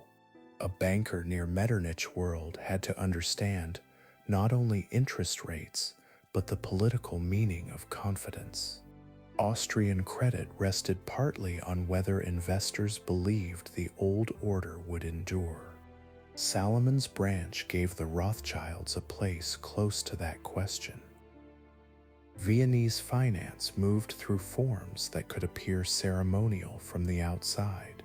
Access might come after introductions, letters, dinners, and the slow acceptance of a man whose birth placed him outside aristocratic ease. Salomon was useful, but usefulness did not erase every barrier. Jewish financiers could be welcomed into government business while still held at a social distance. Honors might be granted, meetings arranged, and loans negotiated, yet the world of court rank remained careful about who fully belonged. A small miniature from Vienna may be found in a financial conversation conducted under layers of etiquette. A minister does not simply ask for money as a merchant asks for goods. He speaks of state requirements, timing, revenue, market conditions, and the dignity of the crown. The banker listens, measures what is being said and what is being avoided, and later reduces the conversation to terms: amount, price, interest, security, and distribution. Behind the polished exchange lies the hard fact that empire needs credit. Paris offered a sharper and more restless setting. James Mayer de Rothschild arrived in a city that had lived through revolution, empire, occupation, restoration, and repeated changes of political mood. French society was elegant, brilliant, suspicious, and intensely conscious of status.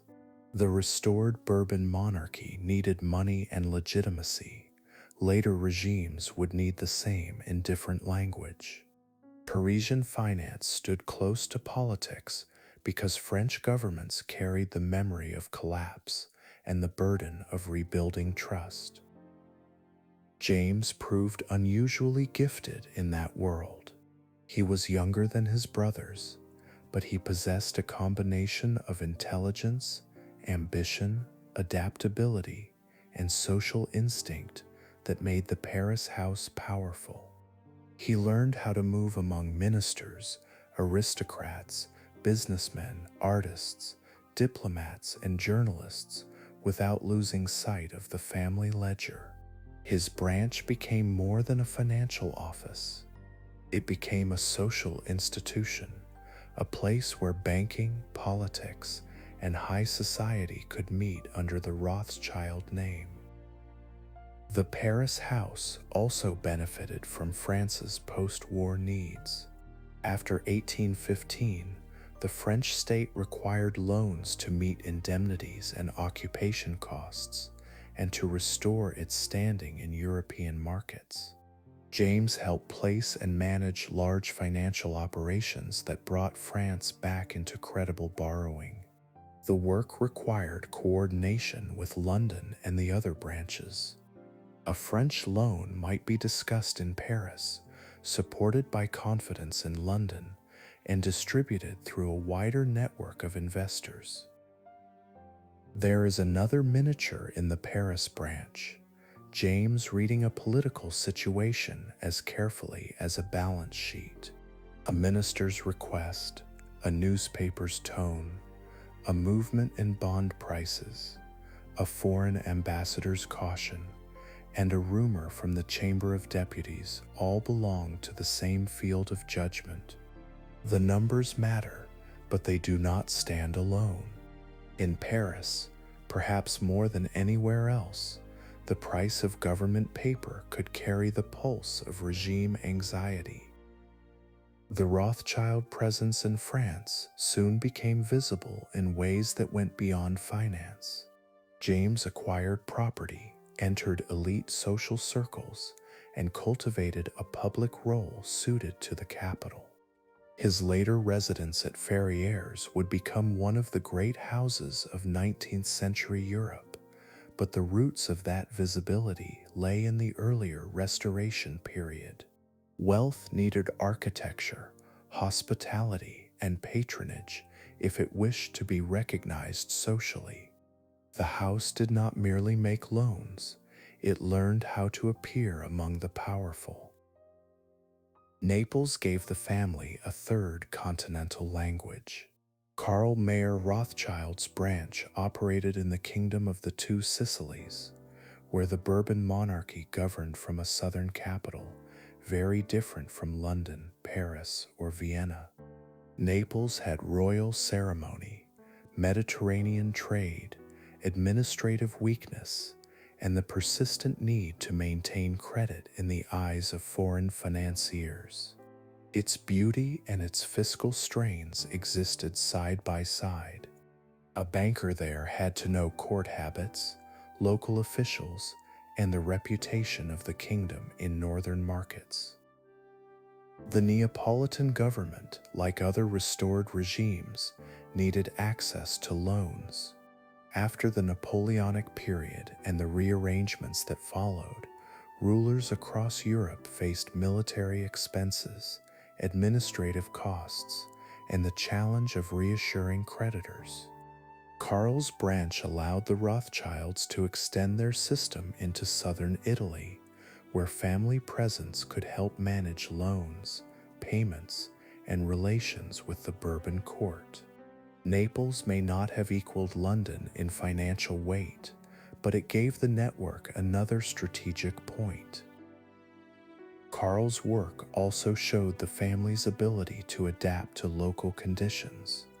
In some capitals, a banker had to move through parliamentary politics, in others through court favor, in others through official bureaucracy and personal recommendation.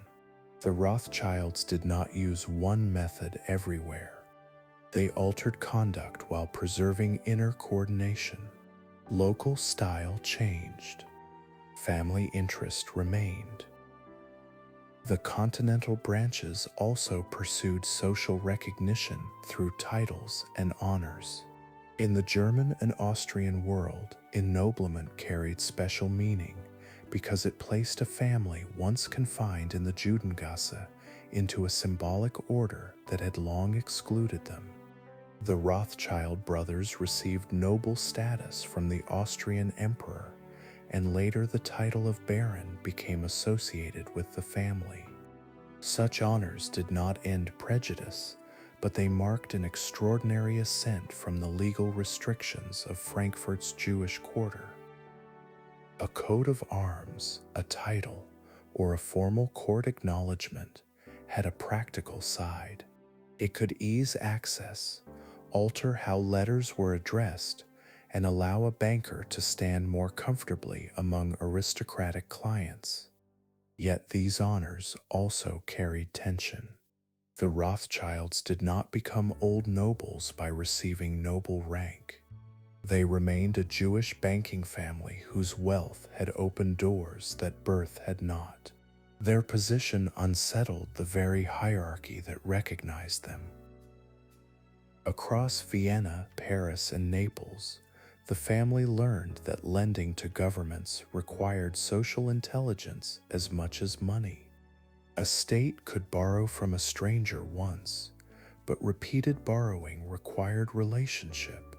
Ministers wanted discretion, speed, and a sense that the banker understood political embarrassment. Courts wanted funds without the appearance of dependence.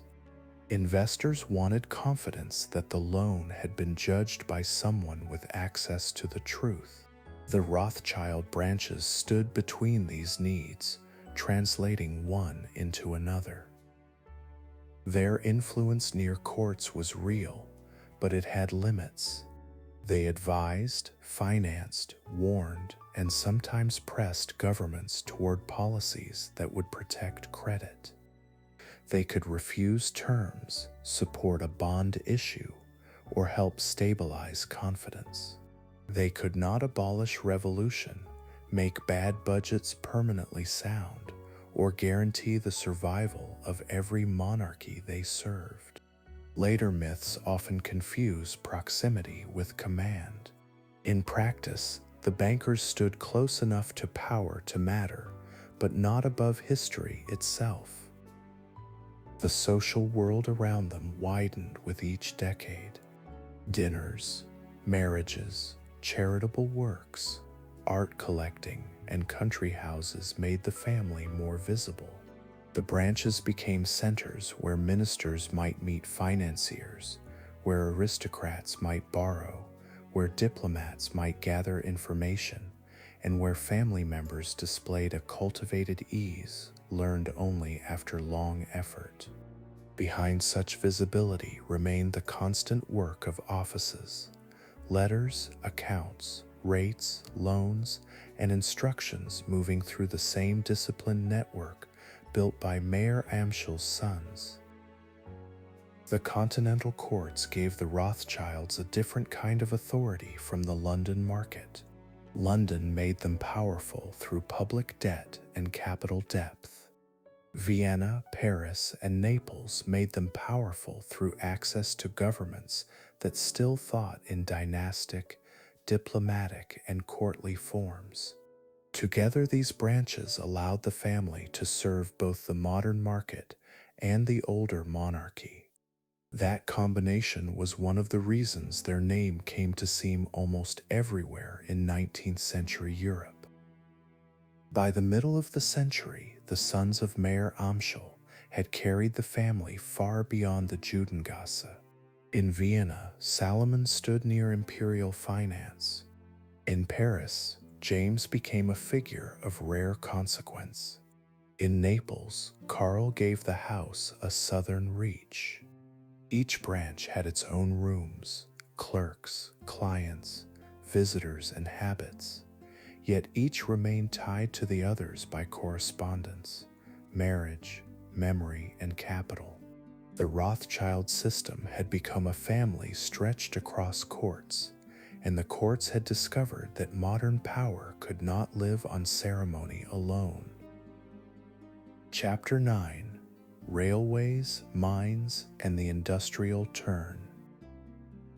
The 19th century did not leave finance in the quiet rooms of bond issues and court loans.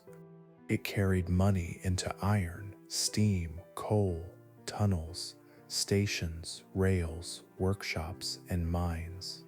Governments still borrowed, armies still required payment, and public debt remained central to European power.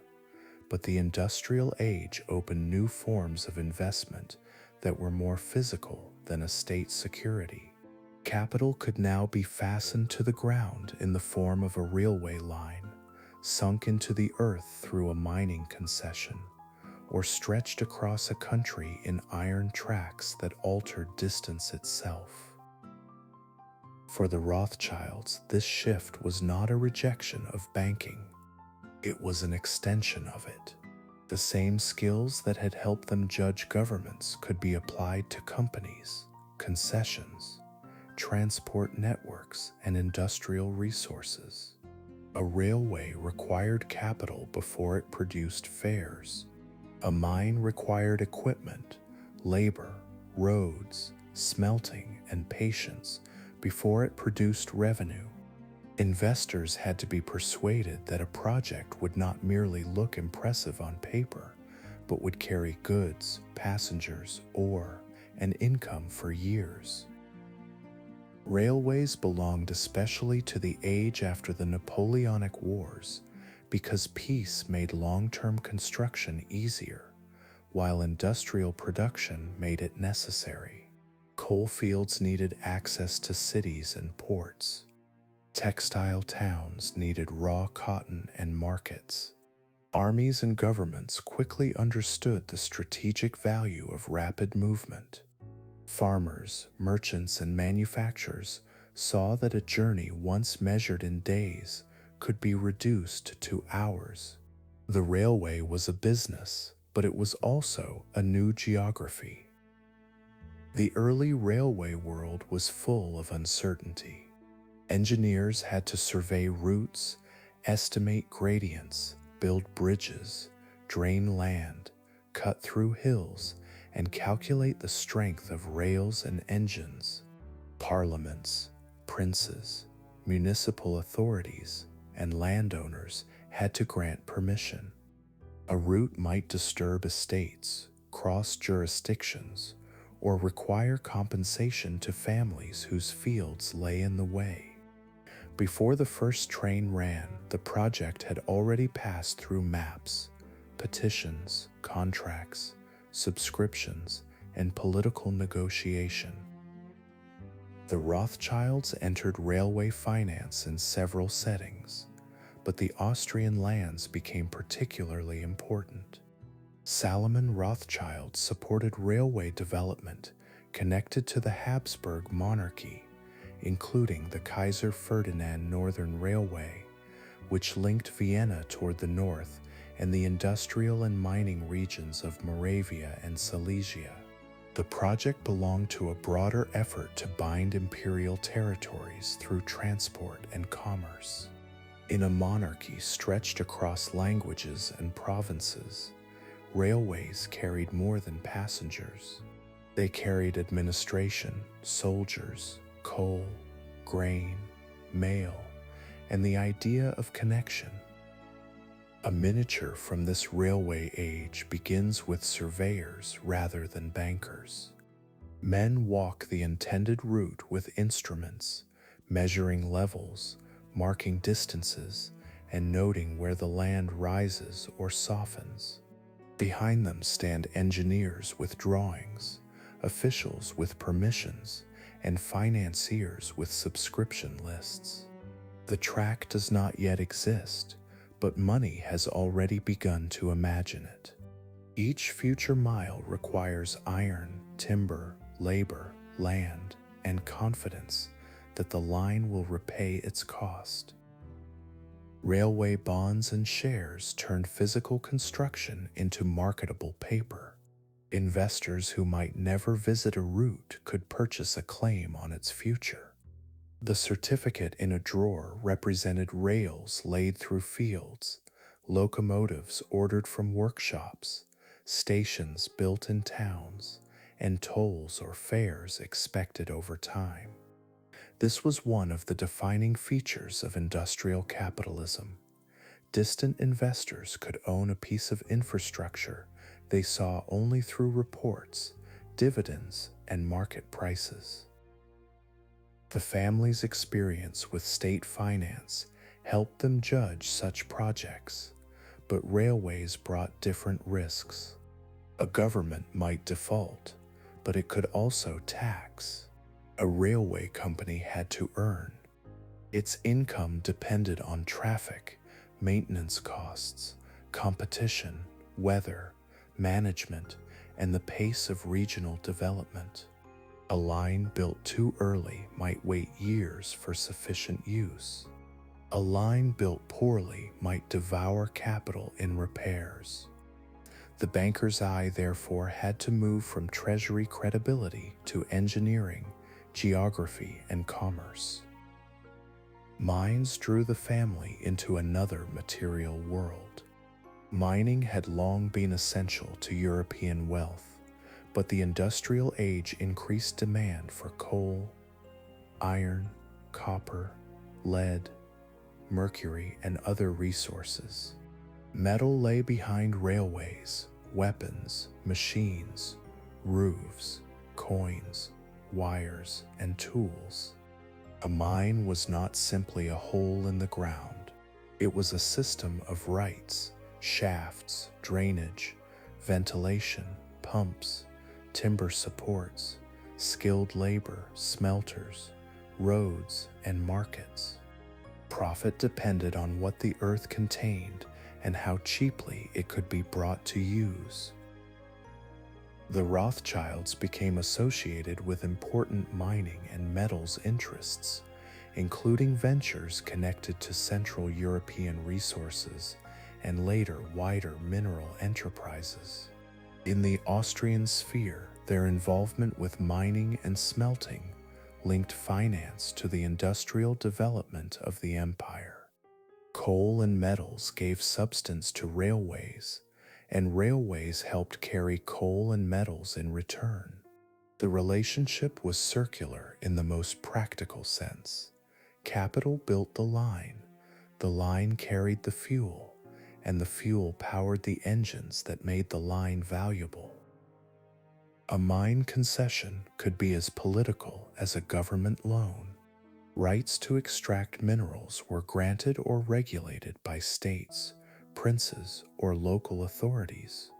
The concession might specify territory, duration, obligations, taxes, and privileges. A financier entering such a field needed to understand law as well as geology. If a government changed policy, if a local community resisted, or if transport proved inadequate, the value of the concession could shrink. The wealth underground had to pass through institutions before it reached the market. Mining also forced banking families to confront the human scale of industrial labor. Men worked underground in darkness, damp, heat, and danger. Pumps had to keep water back. Timber had to hold galleries open. Tools wore down.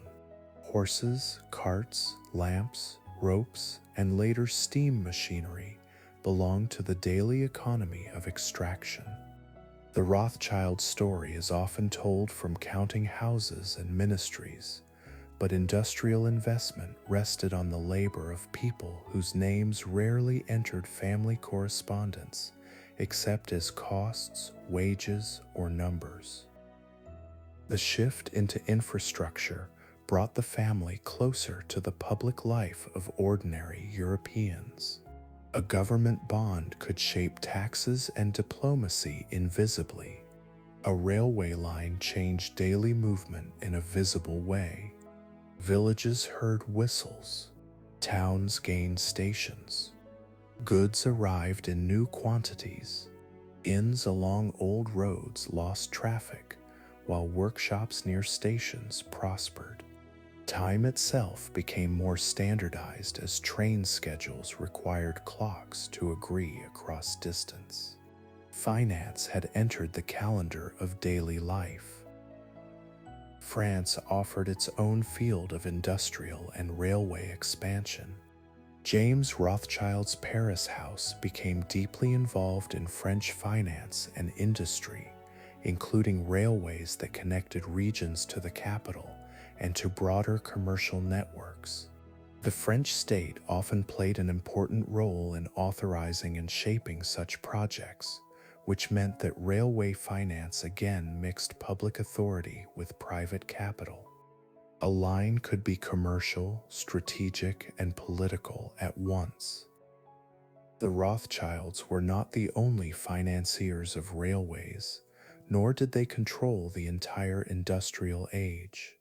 Many banks, engineers, companies, governments, and local investors participated in the transformation. What made the family significant was the way it could combine capital, reputation, government access, and international distribution. A project connected to their house might attract attention more easily because investors knew the name. The name did not guarantee success, but it reduced some of the hesitation surrounding large and unfamiliar ventures. Industrial finance also altered the rhythm of profit. A wartime bullion operation might be intense and relatively short. A state loan might be issued and then managed through the market. A railway or mine required patience over many years. Capital had to be committed before returns were steady. Construction delays, cost overruns, and political disputes could test the investor's endurance. The family's long-term structure made this possible because a dynasty could think differently from a trader seeking only immediate gain. There was social prestige in these enterprises as well. To finance railways and mines was to participate in progress as the 19th century understood it. Steam engines, iron bridges, stations, and industrial works carried a language of modernity that even conservative regimes found hard to ignore. Monarchies that feared revolution could still welcome railways.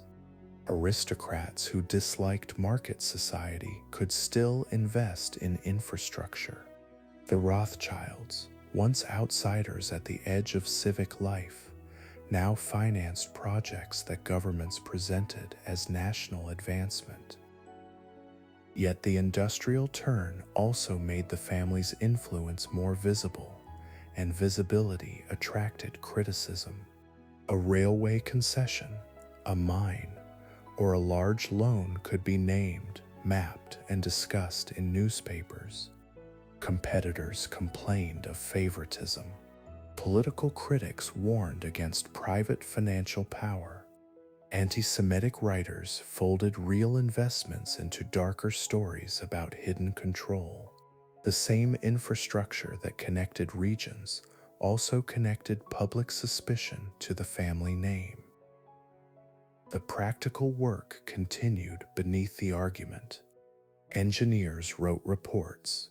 Directors met. Shareholders expected dividends. Workers laid rails, blasted rock, drained shafts, and maintained engines. Clerks in Rothschild offices read figures that stood for coal extracted, passengers carried, iron delivered, and interest due. The industrial age turned material movement into financial data, and financial data into decisions about further expansion. A railway station offers a quiet image of this transformation. Passengers gather with trunks and parcels. Porters move luggage. Coal smoke hangs near the roof. A timetable fixes departures in printed columns. Somewhere behind the line are investors, bankers, government approvals, land purchases, engineers, and years of calculation. The traveler buys a ticket for a journey, but the journey rests upon a long chain of capital and labor that began before the track was laid. The Rothschilds' movement into railways, mines, and industry showed that their power was not confined to lending governments money after wars. They entered the physical making of modern Europe. Their capital helped build lines across imperial territory, support extraction, and connect markets that had once been separated by road, river, and season. The family that began with coins and court accounts now dealt in iron roots and mineral wealth. In the 19th century, finance no longer merely followed power. It helped lay the tracks on which power moved. Chapter 10: Palaces, Marriages, and the Making of a Dynasty. Money alone does not make a dynasty. It may create opportunity, purchase houses, support marriages, and open doors, but a dynasty requires memory, rules, continuity, and a shared belief that the family must remain more than the sum of its individuals. The Rothschilds understood this with unusual clarity. Their rise had begun in the crowded discipline of the Frankfurt household, and even when their houses stood in the grand quarters of London, Paris, Vienna, and Naples, the old lesson remained. Fortune had to be organized before it could endure. The sons of Mayer Amschel inherited more than capital. They inherited a method of keeping capital close. The partnership was guarded, family correspondence was constant, and major decisions were weighed with attention to the whole house. A brother might operate in his own city, but he did not stand entirely alone. Behind him stood the name, the shared accounts, the family memory, and the expectation that personal ambition should not endanger collective strength. This discipline was one of the quieter foundations of Rothschild power. Marriage became central to that discipline. In the generations after Mayer Amschel, the family frequently arranged marriages among cousins and close relatives. Such unions were not accidental, nor were they simply matters of affection. They preserved capital, reinforced trust, and kept the inner knowledge of the business within the family circle. A banking house that depended on discretion had reason to be cautious about marriage into families whose interests, habits, or loyalties were not yet known. From a modern distance, these marriage patterns can seem narrow and strange. In their own context, they belong to a much older dynastic logic. European aristocrats had long used marriage to hold estates, titles, and alliances together. Merchant families, too, married with business continuity in mind. The Rothschilds applied this practice with particular intensity because their wealth did not rest on land alone. It rested on confidence, information, correspondence, and the reputation of a house whose private unity supported its public credit. A marriage contract in such a family was a document of feeling and finance at once. It could specify dowry, settlement, inheritance expectations, property rights, and the obligations of relatives. The paper might be handled by lawyers and family elders, folded and preserved with the seriousness given to any major instrument of wealth. A wedding joined two people, but it also joined branches, accounts, houses, and future claims. The domestic event had a financial architecture beneath it. Women in the family occupied a position more important than the formal banking structure often admitted. The central houses were controlled by men, according to the commercial and legal assumptions of the age, but mothers, wives, daughters, and sisters helped sustain the social world in which the dynasty lived. They managed households, maintained family bonds, arranged charities, preserved traditions, supported marriages, and often shaped the tone of family life across cities. Their influence moved through drawing rooms, letters, nurseries, charitable committees, and the careful maintenance of kinship. Göttel Rothschild, Mayer Amschel's widow, remained a symbolic figure of this continuity.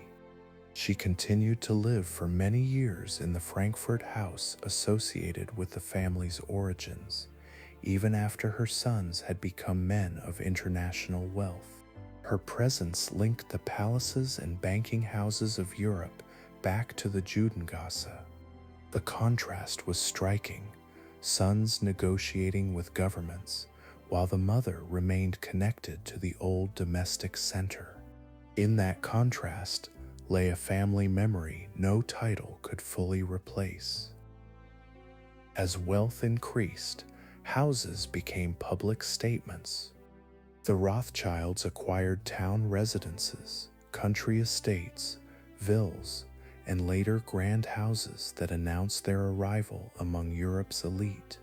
A banking fortune that had once moved through ledgers now took architectural form in gates, staircases, galleries, gardens, libraries, stables, dining rooms, and facades. These houses were not only places to live, they were places to receive, negotiate, display culture, and make social power visible. In Britain, the family's estates would eventually become part of the landscape of aristocratic life. In France, James de Rothschild's Château de Ferrières became famous for its scale and refinement, a residence suited to a man who had become one of the great financial figures of his age. Such houses allowed the family to host ministers, nobles, diplomats, writers, artists, and financiers. Hospitality became a form of influence, quieter than a bond issue, but not less meaningful. A dinner at a Rothschild house could contain several worlds at once. There might be aristocrats whose family names reached back centuries, ministers carrying the burdens of state, bankers calculating market conditions, and relatives watching the delicate balance of conversation.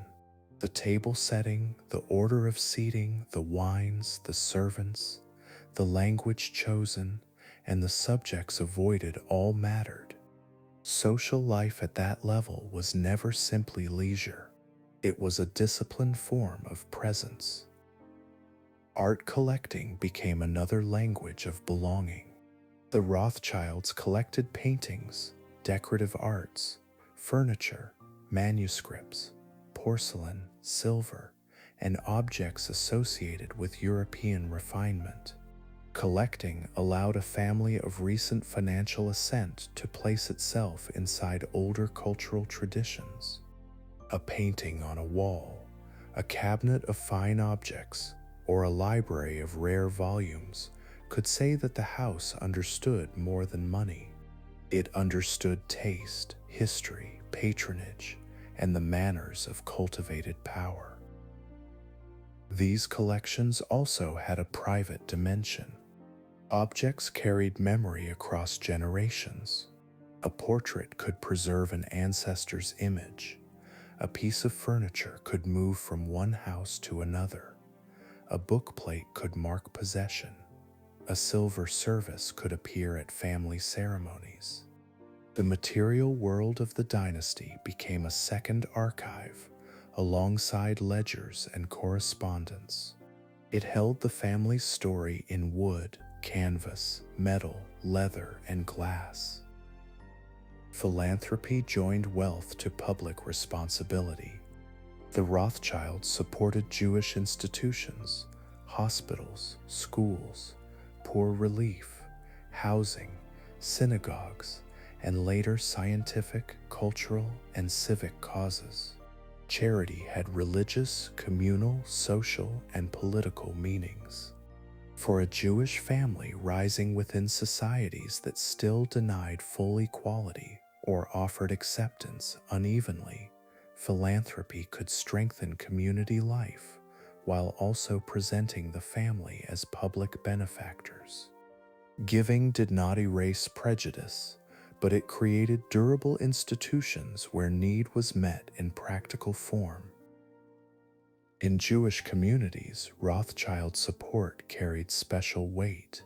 The family had not left Jewish life behind, even as it moved near courts and aristocratic society. Synagogues, communal schools, charities, and efforts towards civic emancipation remained connected to the broader story. Their position was delicate. They were wealthy enough to speak to rulers, yet still marked by the vulnerabilities of Jewish minorities in Europe. Philanthropy allowed them to act from strength without forgetting the conditions from which they had risen. The making of a dynasty also required education. Children had to be trained not only in manners, but in languages, accounts, family expectations, religion, and social conduct. A Rothschild son might need to understand markets, politics, and the family business. A daughter might be prepared for marriage into another branch, for household leadership, and for social responsibilities that could shape alliances. Tutors, governesses, relatives, and household routines all helped form the next generation. Family letters reveal the ordinary anxieties beneath dynastic confidence. Parents worried over health, marriages, conduct, money, reputation, and obedience. Brothers complained of one another's delays, judgments, or risks. Relatives urged caution, expressed affection, offered advice, and guarded the family name. The Rothschilds could appear as a large public force, but inside the correspondence they were also a family managing temperaments, illnesses, disappointments, and the ordinary difficulty of keeping people united across distance. The structure of inheritance had to be handled with care. Fortunes can weaken when divided too widely, and banking houses can lose authority when heirs pursue separate paths. The family's partnership arrangements and marriage strategies worked against dispersal. Capital remained concentrated enough to support large operations, while individual branches developed their own standing. This balance was never effortless. It required rules, discipline, and a shared fear of what division might cost. The family's palaces and estates did not remove its dependence on reputation. A house could be grand, a title could be granted, and a collection could impress visitors, but the banking name still had to mean reliability. Social assent rested on financial credibility. If a branch failed, if a major obligation was dishonored, or if public confidence collapsed, the visible signs of dynasty could quickly become hollow. The Rothschilds therefore maintained the old habits of caution, even as their surroundings became more splendid. Their relationship with aristocracy remained complex. On one level, the family entered the world of country houses, titles, hunts, dinners, and marriages with ease increasing across generations. On another level, they remained distinct. They were Jewish, commercial, and newly powerful in societies that often preferred old land to new finance. Some nobles admired them, some needed them, some envied them, and some never stopped seeing them as outsiders. Acceptance came in layers rather than all at once. A country house offers a quiet miniature of this transformation. Guests arrive by carriage or, later, by railway. Servants receive luggage. A library holds books in several languages. Paintings hang in rooms designed for conversation and display. Somewhere beyond the gardens are estate offices, tenants, stables, kitchens, and accounts. The house appears as leisure, but it is also a machine of status, employing workers, hosting alliances, and giving physical form to a fortune made elsewhere. The dynastic world also softened the memory of trade without erasing it. A family that had begun with coins, cloth, bills, and court errands now lived among aristocratic symbols, yet its strength still came from commercial intelligence. This mixture made the Rothschilds unusual. They did not simply become bankers who imitated nobles, nor nobles who happened to possess money. They became a financial dynasty that learned to use the forms of aristocratic life while preserving the inner habits of a merchant house. Generational change slowly altered the character of the family. The sons of Mayer Amschel had known the Judengasse, war, and the making of the network. Their children inherited houses already established, names already known, and expectations already formed. Later generations could move more naturally in elite society, but they also faced the problem of maintaining urgency after success. A dynasty must train heirs to value what they did not personally have to build. By the later 19th century, the Rothschilds had become both family and institution. Their marriages joined branches, their estates displayed wealth, their collections preserved taste, their charities gave public form to obligation, and their offices continued the work of finance. The outer world saw palaces, titles, and influence. The inner structure remained older and more practical: trust, kinship, letters, accounts, and the disciplined refusal to let the fortune scatter too easily. In that guarded domestic order, the family turned success into continuity. Chapter 11: Jewish Emancipation, Prejudice, and Public Suspicion. The Rothschild rise unfolded during a century when Jewish life in Europe was changing unevenly. In some places, old restrictions loosened. In others, they remained stubborn or returned in new forms. Ghettos were opened, residence rules altered, professions widened, and civic rights debated in parliaments and ministries. Yet emancipation did not arrive as a single clean event, and it did not carry social acceptance in its hand. A law could change before a habit changed, and a signature on a decree could not make prejudice disappear from streets, newspapers, clubs, courts, or drawing rooms. The family's own history made this tension visible. Mayer Amschel had been born into the Judengasse, where Jewish residence was confined and civic belonging limited. His sons and grandsons moved into palaces, parliaments, ministries, and royal circles. They received titles, entertained aristocrats, financed governments, and entered public life with a confidence that would have seemed almost impossible in the earlier Frankfurt setting. The movement was extraordinary, but it did not mean the old boundary had simply vanished. It had changed shape. Jewish emancipation in Europe was tied to the broader transformations unleashed by the Enlightenment, the French Revolution, Napoleon's reforms, and later liberal politics.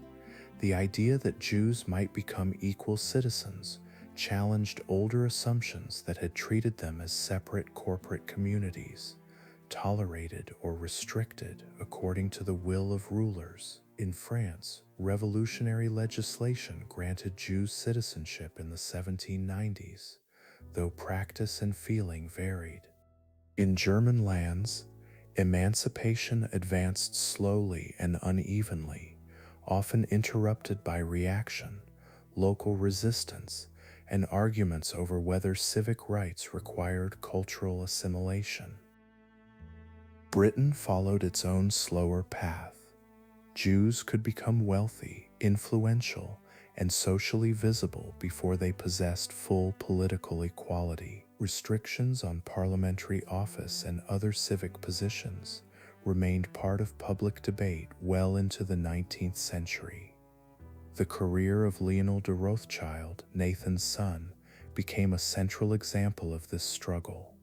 Elected to Parliament for the City of London, he could not take his seat for years because the oath required language that a Jew could not honestly swear. The issue was not private belief alone. It was the question of whether the British state could make room for a Jewish public man without forcing him to speak as a Christian.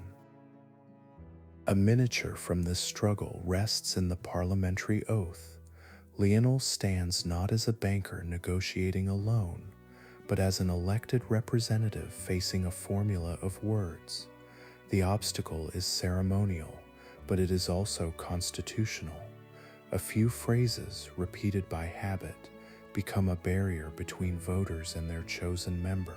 When he finally took his seat in 1858 after legal change allowed a modified oath, the moment marked more than one family's triumph. It showed how emancipation often moved through exact language, legal clauses, and the stubborn weight of inherited forms. The Rothschilds supported Jewish civic causes, partly because they understood these barriers from within. Their charities and communal work were not only gestures of generosity from above, they belonged to a world in which Jewish communities needed schools, hospitals, relief funds, synagogues, burial societies, housing, and legal advocacy. Wealth could not remove vulnerability for all. but it could build institutions that made daily life less precarious. In this sense, philanthropy was both public duty and communal memory. Synagogues and Jewish charities carried particular importance.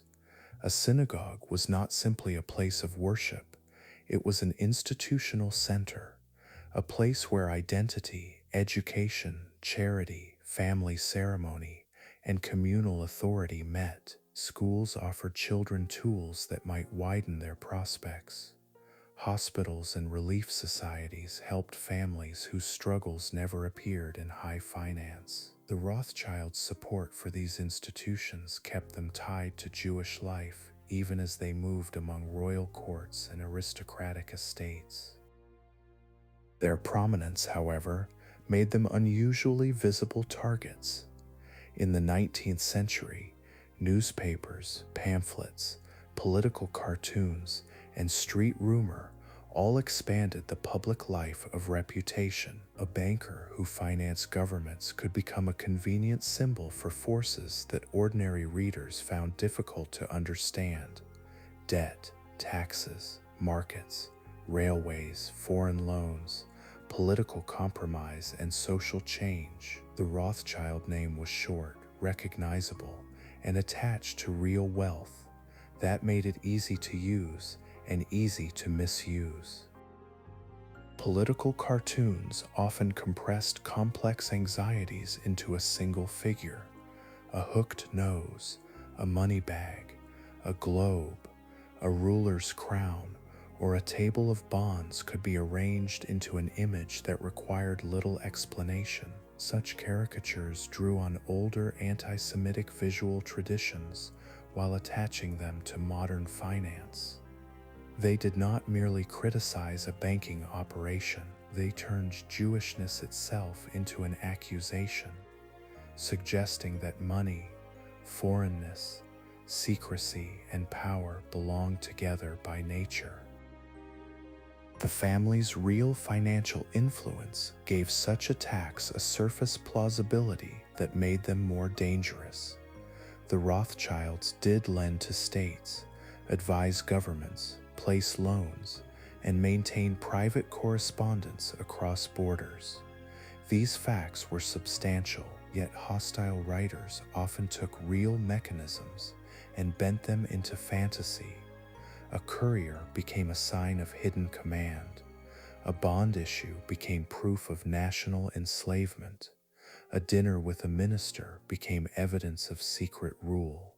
The line between documented influence and invented control was crossed again and again. A pamphlet attacking the family might contain fragments of truth surrounded by insinuation. It could name a loan, mention a court connection, cite a large fortune, and then leap into claims no evidence could support. The reader was invited to feel that the visible facts were only the edge of something concealed. This style of argument was especially durable because it did not need to prove its largest claims. Suspicion itself became the proof. The Rothschilds could not answer every rumor without giving it more life. Silence might look like arrogance. Reply might look like defensiveness. Their ordinary method was to continue business, cultivate officials, support institutions, and protect the dignity of the house. But public myth is not easily managed by private discipline. Once a name becomes a symbol, it begins to circulate beyond the reach of the people who bear it. Jewish emancipation made this public suspicion sharper in some circles. As Jews gained rights, entered professions, and became more visible in civic life, opponents of emancipation pointed to prominent families as evidence that old barriers should remain. The success of a few was used to stir fear of many. Rothschild wealth could be presented not as an argument for equality, but as a warning against it. This was one of the crueler inversions of the period. Achievement under restriction became evidence. To prejudiced minds, that restriction had not been strict enough. At the same time, the Rothschilds benefited from emancipation's progress. Legal equality made business, residence, public office, and social participation easier. Honors and titles, once unthinkable, became possible. In some cities, the family could move from tolerated utility toward recognized prominence. Their story therefore belonged to emancipation in two directions. They helped support the Jewish communities seeking fuller rights, and they themselves became examples of what those rights could allow. The family's relationship with governments placed them in a difficult moral position. They often worked with conservative regimes that were slow to grant Jewish equality. They also sometimes used access to press for improved conditions, exemptions, or recognition. This balance was not always simple. A banker dependent on a court's confidence could not speak as freely as a public agitator. Influence in such settings often moved through private petition, careful wording, and gradual pressure, rather than open confrontation. A quiet miniature can be found in a letter seeking relief or favor for a Jewish community. The language is respectful, perhaps deferential, because the request must pass through official hands. It may concern residence rights, a tax burden, a communal institution, or the position of a particular family. The banker's name gives the petition weight, but the result depends on the mood of ministers, the prejudice of officials, and the ruler's willingness to alter custom. Emancipation was often made of such small passages before it became public principle. Not all criticism of the Rothschilds was anti-Semitic. They were powerful financiers, and powerful financiers can be criticized for the terms of loans, influence over governments, market conduct, or social inequality. The distinction matters because history should not protect wealth from ordinary scrutiny. But criticism becomes anti-Semitic when it treats Jewish identity as the explanation for financial behavior, when it imagines hidden racial or religious coordination, or when it turns one family into a symbol of a supposed Jewish plot. The Rothschild story requires that distinction to remain clear. The 19th century gave critics many occasions to blur it. Financial crises frightened investors, revolutions unsettled governments, industrial change disrupted old livelihoods, railways altered towns and landscapes, taxes fell on households that did not understand the bonds behind state budgets. In such conditions, a famous banking family could become a vessel for anger that had many sources. The name Rothschild carried real historical weight, but it also became a screen onto which wider fears were projected. Inside the family, this public hostility existed alongside social triumph. A Rothschild could receive a prince, sit with ministers, support artists, finance states, and still encounter insults rooted in old prejudice. Grand houses did not protect fully against caricature.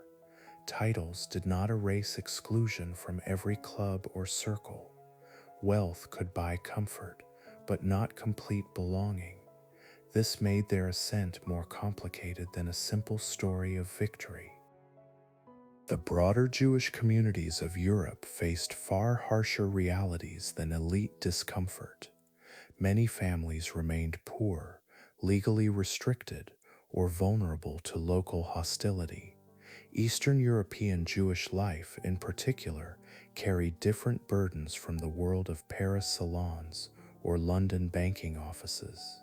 Even in Western Europe, emancipation could be partial and contested. The Rothschilds' wealth made them exceptional, but their Jewishness kept them connected, however unequally, to a people whose security remained uncertain.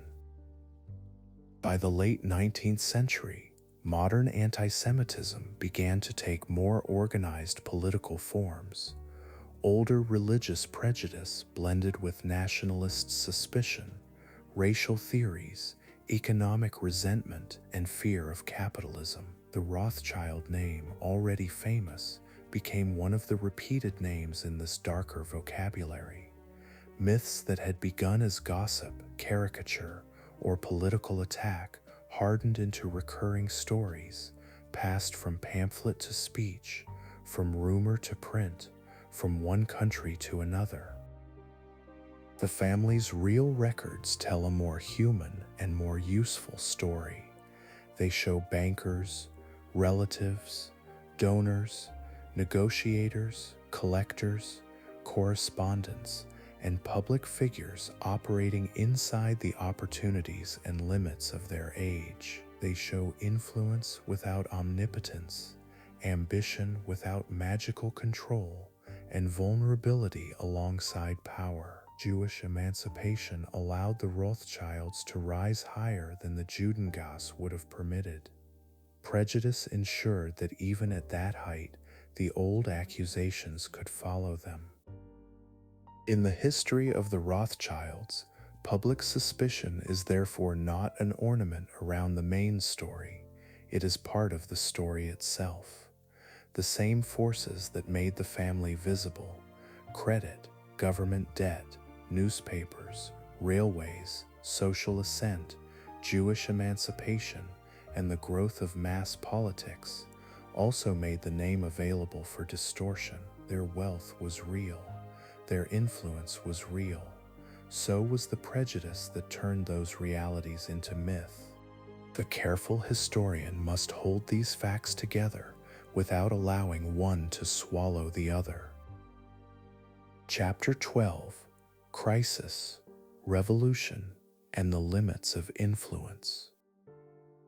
The year 1848 tested the old European order more severely than any financial house could have wished. Revolutions broke out across the continent, not as one single movement directed from one place, but as a chain of local uprisings, political demands, economic frustrations, national hopes, and social grievances. Paris moved first, and then Vienna, Berlin, Milan, Budapest, Prague, and other cities felt the pressure. Crowds gathered, ministers resigned, constitutions were promised, soldiers hesitated, and rulers discovered that old authority could tremble with surprising speed. For the Rothschilds, the revolutions came after decades of service to governments that had seemed durable. They had financed restorations, supported monarchies, handled loans, and stood close to courts that preferred order, credit, and controlled reform. Their world had been built around confidence in states and ministers. In 1848, confidence itself became unstable. A bond price could fall not because a payment had been missed, but because investors no longer trusted the political air around the government that owed the money. Crisis reached the family through several channels at once. There were markets to watch, clients to reassure, letters to answer, and relatives to protect. Securities moved sharply as news arrived from one city after another. Government paper, railway shares, and loans connected to conservative regimes all came under pressure. A banker could read the disturbance in figures before he fully knew its political shape. The market often hears fear as a price. Paris was the first great shock. In February 1848, King Louis-Philippe, whose government had depended on property, caution, and bourgeois respectability, was forced to abdicate. James de Rothschild had been closely connected to the July monarchy and had helped finance its stability. Its sudden fall showed how fragile even a familiar regime could be. for a banker who had worked with ministers and court circles for years, the event was more than a political change. It altered the social map through which influence had moved. The Paris streets turned political uncertainty into daily fact. Barricades, crowds, printed proclamations, closed shops, nervous investors, and hurried conversations changed the mood of the capital. The February Revolution did not destroy the Rothschild house, but it placed it in a city where the old channels of access no longer functioned in the same way. A new republic brought new language, new men, and new suspicions. The banker who had known the monarchy intimately had to learn how to operate under a government born from its collapse. A miniature from Paris may rest in the office of a banker during those weeks. Messengers arrive with reports from the streets and from the bourse. A clerk brings figures showing the movement of securities. A relative sends word about household safety. A client asks whether to sell. The banker's work is still made of paper and judgment, but outside the office, political authority is being rewritten in public. The old habit of waiting for a minister's instruction no longer feels sufficient. Vienna brought an even deeper disturbance to the Rothschild world because Salomon's branch had grown near the Habsburg state. Austria under Metternich had represented caution, order, and resistance to revolution. In March 1848, that system broke under pressure. Demonstrations in Vienna forced Metternich to resign and flee. The symbol was unmistakable. The statesman who had spent decades guarding Europe against revolution was himself driven from the capital he had helped define. Salomon Mayer Rothschild's position in Vienna had depended heavily on relations with the imperial government and its conservative administrative world. When revolution shook that world, his standing became exposed. He was an elderly man by then, and the upheaval marked the end of his active direction of the Vienna house. After the revolutionary period, he settled away from the Austrian capital, and management passed more fully to his son Anselm. A branch built around courtly access had to adjust to a world in which the court itself had been shaken. The Vienna crisis showed that wealth did not guarantee safety. Salomon had title, property, connections, and a name recognized across Europe. None of these could command a crowd to disperse or restore confidence by themselves. The old charge that the Rothschilds secretly controlled governments becomes particularly weak when placed beside such moments. They could advise governments, lend to them, and sometimes steady them. They could not keep revolution from entering the streets. In the Austrian Empire, 1848 also carried national tensions. Hungarians demanded constitutional rights and greater autonomy. Czechs, Italians, Germans, and other peoples pressed their own claims or fears. The empire was not one simple political body, and its financial credibility depended on the belief that this complicated body would continue to function. Investors watched not only Vienna but Hungary, northern Italy, and the provinces. A debt issued by an empire had to be repaid by an empire capable of remaining an empire. London watched the continental revolutions from a different position. Britain did not experience a revolution like Paris or Vienna in 1848, though it had its own Chartist agitation and social anxiety. Leopold de Rothschild and the London House operated in a market sensitive to continental turmoil, but protected by Britain's stronger institutions and island geography. Money frightened by continental events could sometimes seek London as a safer place, yet safety was relative. Every great political disturbance brought uncertainty into exchange rates, government paper, and investor behavior. The family's branches now had to compare danger across capitals. A letter from Paris might describe Republican uncertainty. One from Vienna might speak of ministerial collapse and imperial weakness. Frankfurt and German markets faced constitutional unrest and nationalist assemblies. Naples and Italian affairs carried their own pressures. The network that had once allowed the brothers to profit from speed now became a system for measuring anxiety, deciding where risk was tolerable and where exposure had to be reduced. Crisis also interrupted the ordinary politeness of credit. Governments under pressure needed money, but investors became cautious precisely when states needed funds most. A ministry might wish to borrow, the market might answer with hesitation. A banking house could not simply force buyers to trust a troubled government. It could support, advise, or participate, but it could not abolish the judgment of thousands of investors watching events unfold. The bond market had become a kind of referendum on stability. The revolutions of 1848 were not directed mainly against the Rothschilds, yet the family's association with governments made them vulnerable to resentment. In radical rhetoric, bankers could appear as defenders of reaction, beneficiaries of public debt, or symbols of unequal wealth. In conservative circles, financiers were sometimes blamed for market weakness, even when the weakness came from political fear.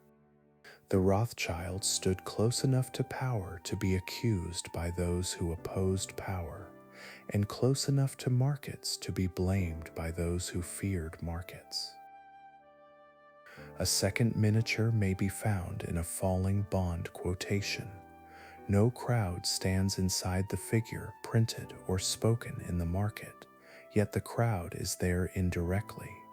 A government's paper declines because investors fear barricades, resigned ministers, unpaid soldiers, constitutional experiments, or war between provinces. The number looks dry. It carries within it the sound of doors closing, officials departing, and families wondering whether the next letter will bring worse news. The year also exposed the limits of old social assent.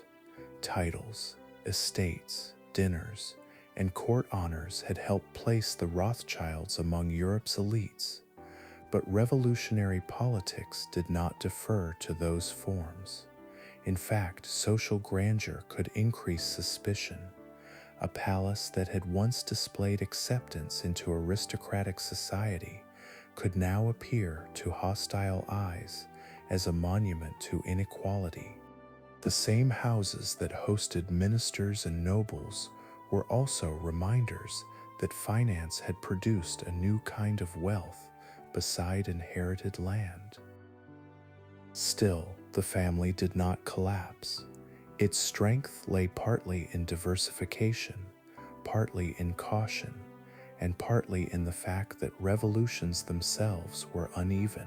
The Paris house endured the fall of Louis Philippe and continued under later regimes. The Vienna house adjusted through Anselm. The London branch remained powerful. Some investments suffered, some relationships weakened, and some political channels changed. But the structure built across several capitals gave the family more resilience than a single court-dependent banker would have possessed. The recovery of conservative power after 1848 did not simply restore the old world. Austria crushed or contained many revolutionary movements.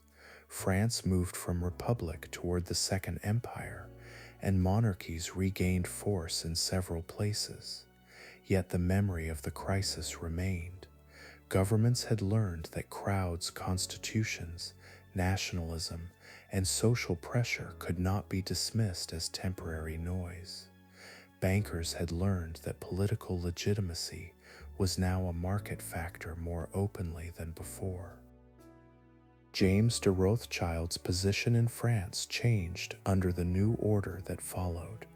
He remained immensely wealthy and influential, but the political world of Napoleon III did not treat him with the same uncomplicated dependence that the July monarchy had done. New financial rivals emerged, and the rise of institutions such as Crédit Mobilier challenged the older private banking model. The family house survived, but survival required adaptation. Influence had to be renegotiated with each regime. Salomon's withdrawal from active Vienna leadership also marked a generational turn. The founders' sons had built the European system through personal authority, family discipline, and direct relationships with ministers and rulers. By mid-century, their children and nephews inherited both the fortune and a more complicated environment. Public companies, railways, broader capital markets, nationalism, and mass politics were changing the scale of finance. The old brothers had mastered courts, the next generations had to master societies in motion. The revolutions revealed a truth that belongs near the center of the Rothschild story. Financial power can be very large and still be conditional. It depends on trust, law, communication, enforceable contracts, functioning states, and a public order stable enough for promises to mean something. When those conditions falter, bankers do not stand above the storm. They stand inside it, with better instruments than most, but not with immunity. After 1848, the Rothschilds remained one of the great financial families of Europe. Their branches continued to lend, invest, collect, build, marry, and advise. Yet the aura of effortless control, later attached to them by hostile myth, cannot survive close attention to this year. Paris overthrew a king they knew well. Vienna drove out the statesmen whose system had framed their Austrian influence. Markets fell, letters grew anxious, and governments discovered their own fragility. The family endured not because it ruled events, but because it had learned how to survive when events ruled everyone. Chapter 13: Empire, Suez, and Global Finance. By the later 19th century, European finance no longer looked only across the continent. It looked outward, along sea routes, telegraph cables, colonial ports, railway concessions, mining districts, plantations, customs houses, and government offices far beyond Europe itself. The Rothschilds had risen inside a world of German courts, British public debt, French restoration loans, Austrian railways, and continental diplomacy. Now their business moved through a wider imperial geography, where capital from London and Paris could shape events in Egypt, India, South Africa, Latin America, and the Mediterranean. This expansion did not occur because bankers alone invented empire. European imperial power rested on navies, armies, merchants, missionaries, administrators, settler communities, trading companies, and industrial demand. Finance worked beside these forces. It allowed governments to borrow, companies to build, investors to take distant claims, and states under pressure to pledge revenues before future income had arrived. The Rothschilds became important in this world because they already possessed the instruments empire needed: international correspondence, trusted names, access to investors, and experience with governments that required money quickly. The British Empire was especially tied to finance because its reach depended on ships, ports, military stations, commercial routes, and the ability to borrow at scale. London's capital markets gathered savings from aristocrats, merchants, institutions, widows, charities, and investors who often knew little of the places their money touched. A loan issued in London could support a railway in India, a government in South America, a mining venture in Africa, or an imperial purchase in the eastern Mediterranean. Paper moved easily in the city. Its consequences could be felt in landscapes far away. The Suez Canal brought these connections into one narrow passage of water. Opened in 1869, it cut through Egypt and linked the Mediterranean to the Red Sea, shortening the route between Europe and Asia. For Britain, whose imperial connection to India was central to its global power, Suez became more than a commercial convenience. It was a strategic artery. Ships that had once gone around the Cape of Good Hope could now pass through a controlled corridor between continents, saving time, coal, and distance. Egypt itself stood at the center of the Suez story, but not in a position of simple strength.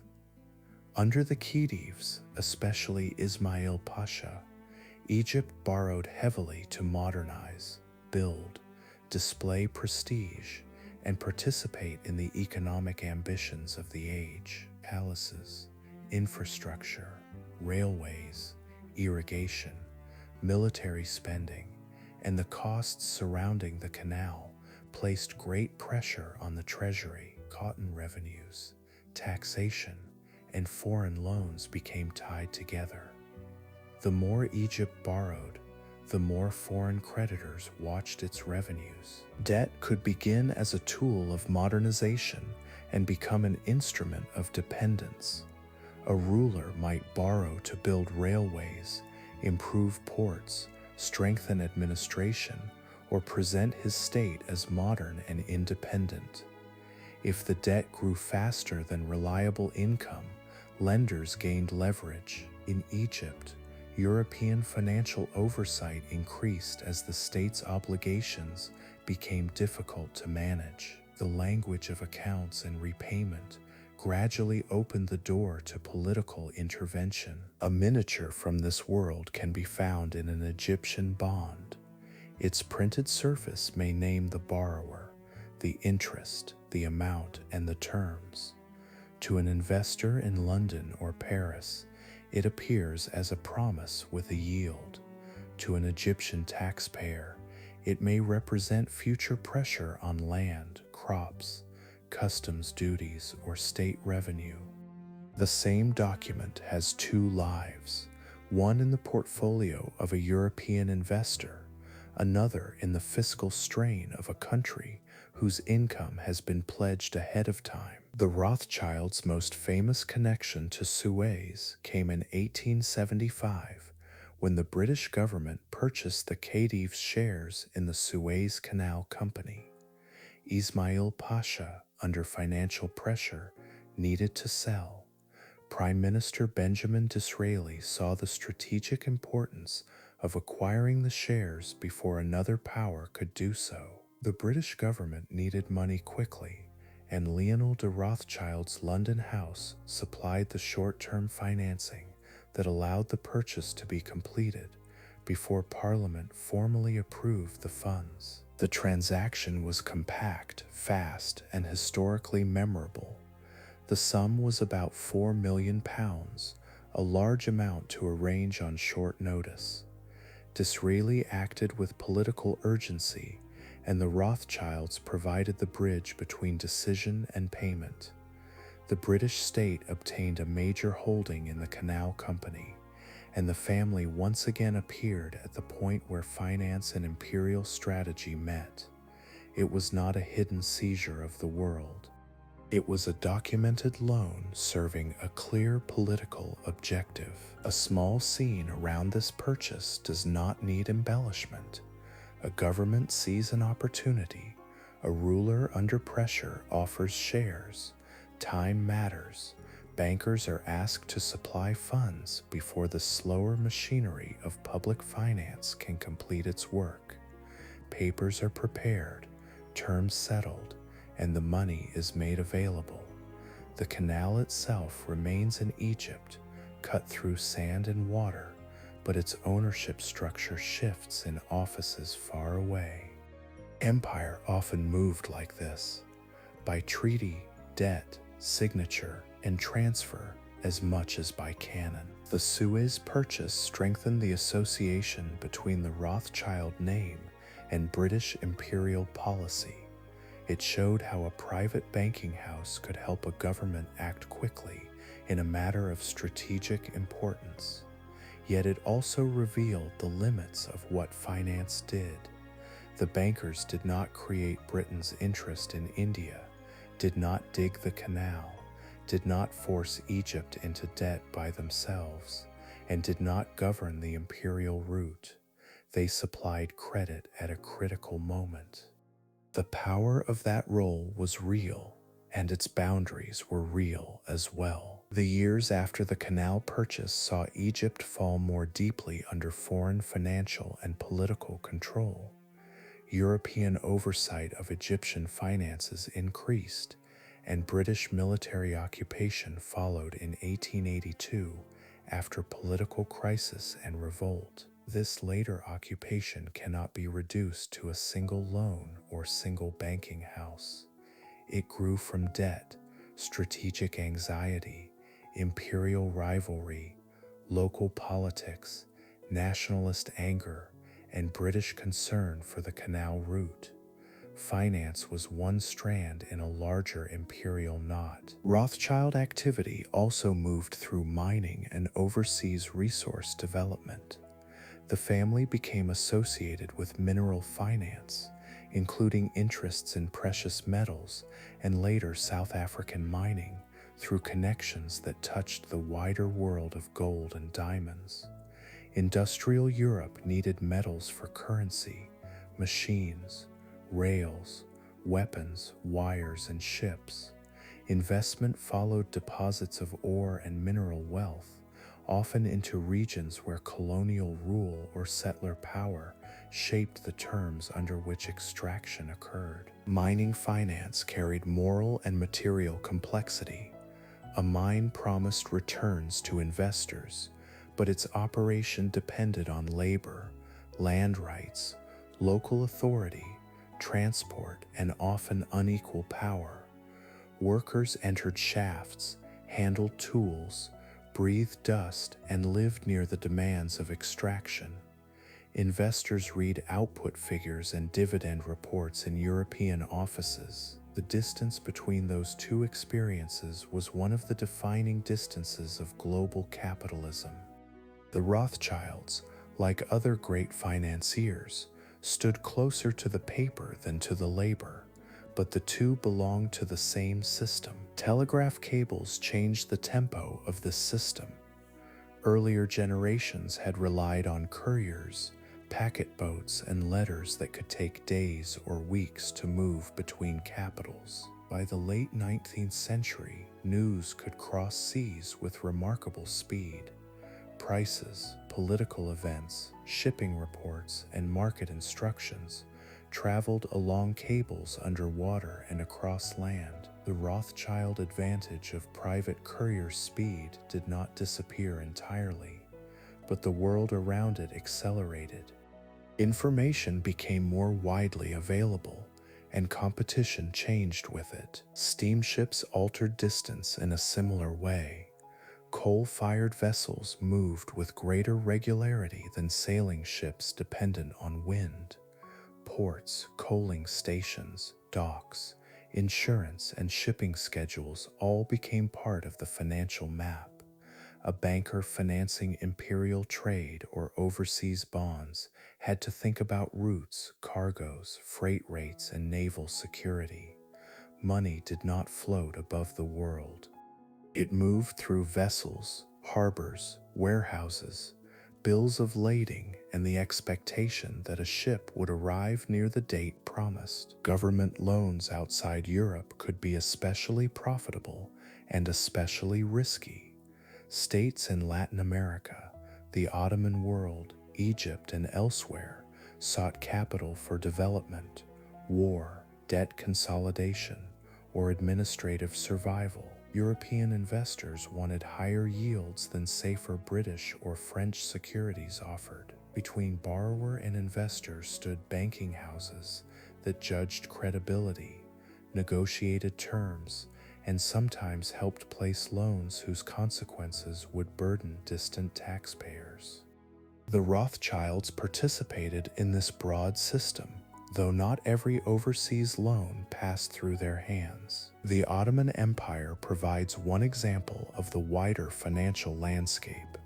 Its government borrowed heavily in the 19th century and eventually faced severe debt difficulties, leading to European financial supervision through the Ottoman Public Debt Administration.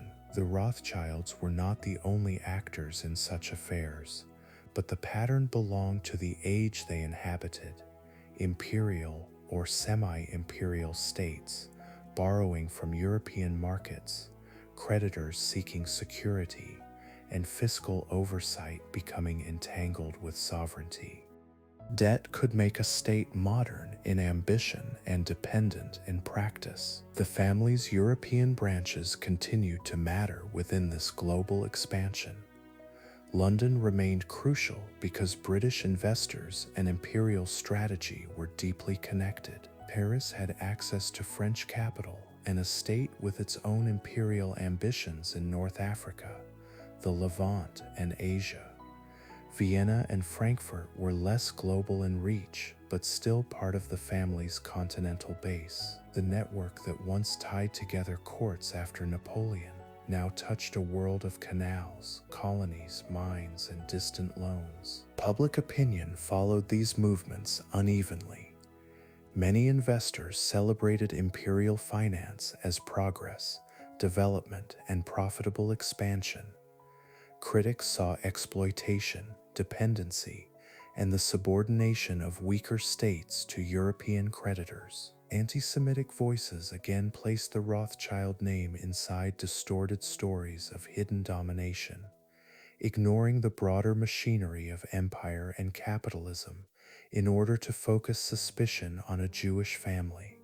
The historical truth was larger and more uncomfortable. Finance, governments, investors, and empires acted together in ways that cannot be reduced to one name. The late 19th century Rothschilds therefore occupied a world more complex than the one Mayer Amschel had known. In Frankfurt, a coin dealer had needed access to a prince. In the age of Suez, his descendants could help a prime minister act on a strategic canal, invest in infrastructure, place international loans, and participate in the extraction of resources across continents. The tools had changed from coins and letters to cables, steamships, prospectuses, and global securities. The underlying habits, trust, speed, capital, information, and access remained recognizable. Empire gave finance a wider field, and finance gave empire greater reach. The Rothschilds stood at several crossings of that relationship, sometimes as lenders, sometimes as investors, sometimes as advisors, sometimes as symbols of a system much larger than themselves. Their history in this period is best understood not as secret command over empires, but as participation in the financial architecture that helped empires move, borrow, build, and extract. In the narrow waters of Suez, in mining reports, in cables running under the sea, and in bonds held far from the lands they burdened, the family's 19th century story entered the global age. Chapter 14: War, Decline, and Survival in the 20th Century. The 20th century did not merely continue the Rothschild story on a larger scale. It changed the world in which that story had been possible. The 19th century family had worked through private banking houses, personal correspondence, government loans, court access, and a Europe where dynastic relationships still mattered. By 1900, much of that world remained visible, but its foundations were shifting. Joint stock banks, central banks, public regulation, mass politics, nationalism, socialism, income taxation, and industrial war were all beginning to reduce the old authority of private houses. The first great rupture came with the First World War. In 1914, the system of alliances, imperial rivalries, military planning, and nationalist pressure carried Europe into a conflict larger than anything the 19th century had known. The Rothschild branches found themselves inside countries now at war with one another, or tied to governments whose interests could no longer be held together by family correspondence. The old internationalism of finance, so useful in the age of loans and diplomacy, was strained by the hard language of national loyalty. War finance in 1914 was no longer the same as war finance in 1815. Governments still needed money, but the scale had become immense. Mass armies, artillery, rail transport, shells, ships, uniforms, food supply, pensions, and industrial production required sums beyond the old arrangements of private banking. States turned increasingly to central banks, national bond drives, taxation, paper money, and mass subscription. Private bankers could still advise, lend, and participate, but the state had become far more powerful in its own financial machinery. The Rothschild houses remained wealthy and important, yet the age of their greatest relative influence had passed. In the early 19th century, a family network with capital and information could stand near the center of European credit. In the 20th century, governments commanded larger bureaucracies, broader tax bases, and public financial institutions capable of mobilizing entire populations. The family name still carried weight. It no longer carried the same practical indispensability. A miniature from the First World War can be found in the purchase of war bonds by ordinary citizens. A clerk, a widow, a shopkeeper, a factory owner, or a local institution might buy government paper not through a great private banker, but through a public campaign that framed lending as patriotic duty. Posters, newspaper notices, bank counters, and civic appeals brought state borrowing into daily life. The bond was still a promise of repayment, but its social meaning had changed. Finance had become mass politics. The war also disturbed older European families in ways that did not always appear first in balance sheets. Sons served, estates were affected, charitable duties widened, and governments scrutinized private fortunes more closely. Inflation and wartime controls changed the value of money. International transfers became more difficult. A family whose older strength lay in movement across borders now faced a world where borders were guarded by censorship, military law, and suspicion. Even letters could become politically sensitive. The Russian Revolution of 1917 deepened the sense that old forms of property and social hierarchy were no longer secure. The Rothschilds were not Russian grandees in the simple sense, but they belonged to a European order of private wealth, estates, banking, and elite connection that revolutionary politics treated with hostility. Across Europe after the war, socialism, labor movements, republicanism, and nationalist resentment all challenged the social world in which banking dynasties had flourished. The family's survival required adaptation to a more democratic and more suspicious age. The interwar years brought no full restoration of the old order. Empires had fallen, The Habsburg, Romanov, Ottoman, and German imperial systems were gone or transformed. New republics and new borders appeared. War debts, reparations, inflation, and currency instability made finance more volatile. The Austrian and German worlds suffered severe monetary disruption, including the great inflations that reshaped savings and social trust. A fortune held in the wrong currency or the wrong legal form could lose meaning with frightening speed. Vienna, once a great imperial capital, became the capital of a much smaller Austrian republic. This change mattered deeply to the Rothschild branch there.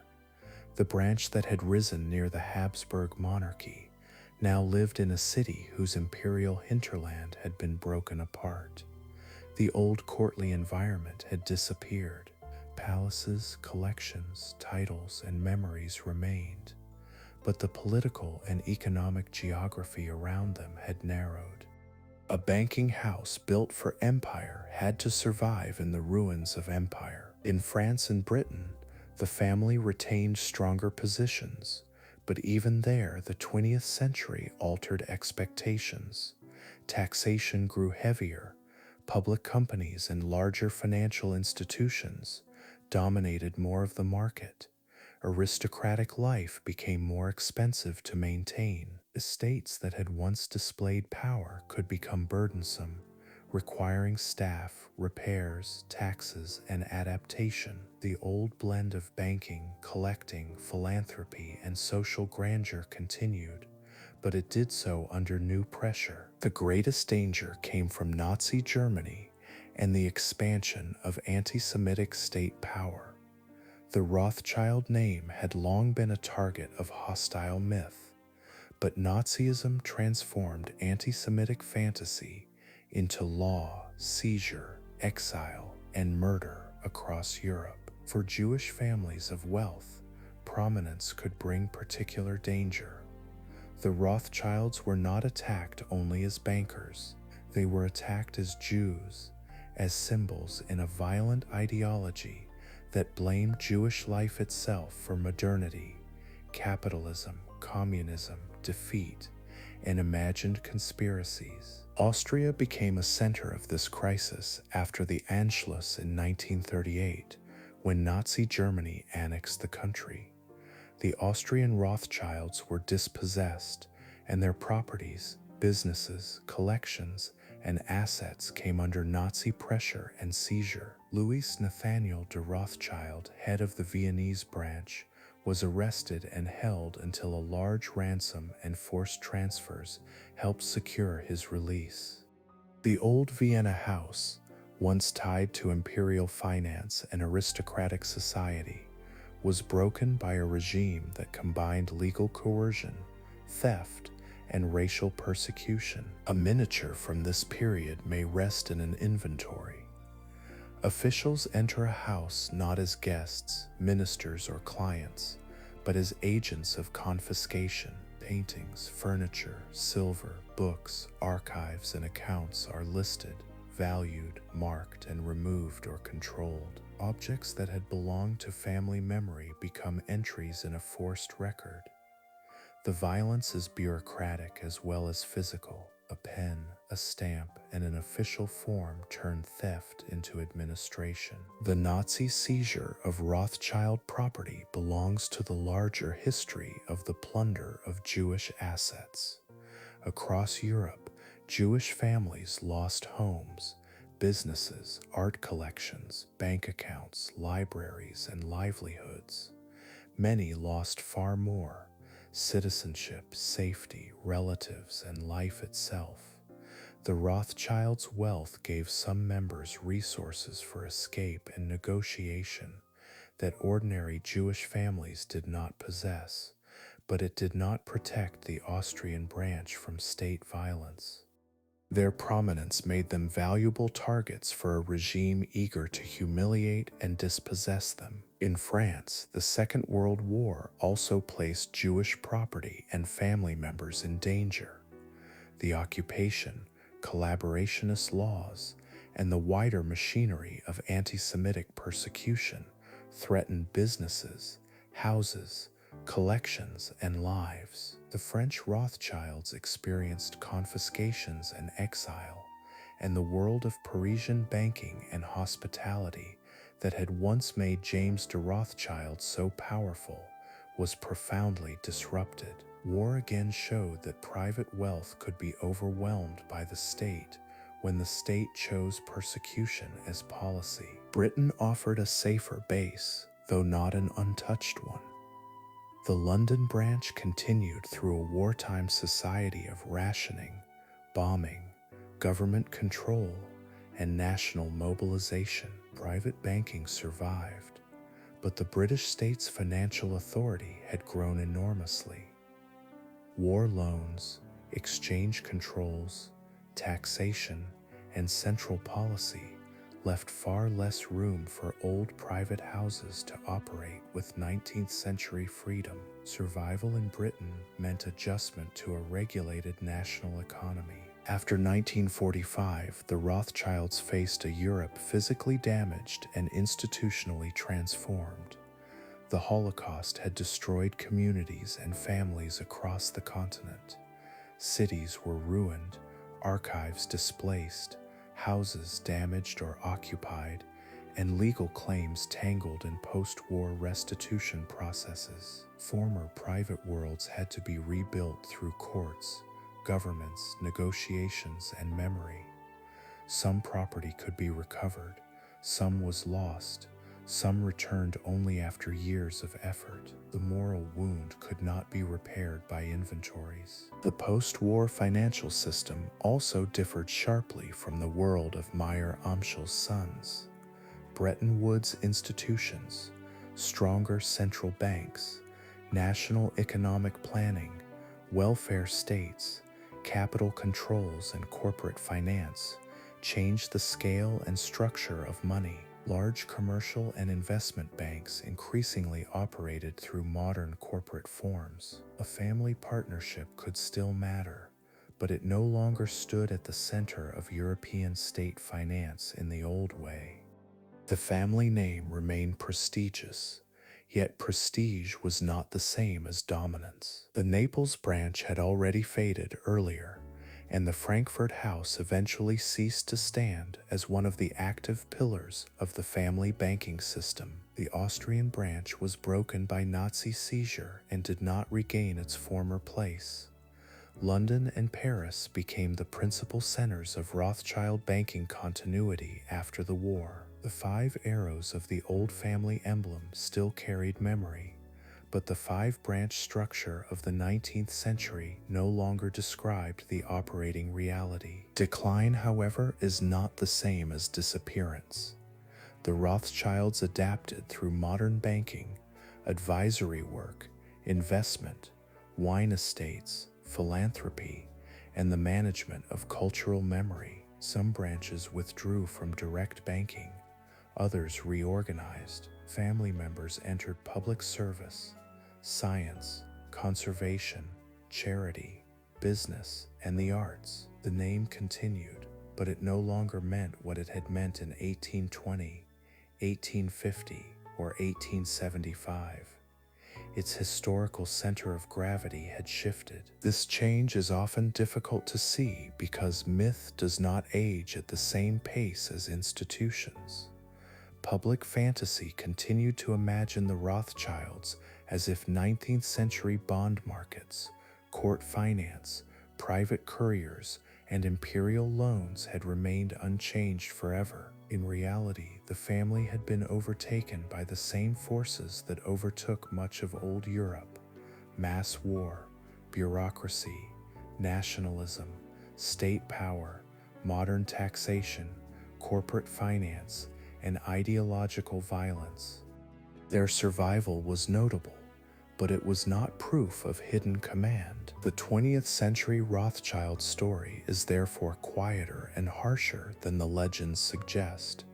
It contains endurance, loss, adaptation, and the breaking of old houses.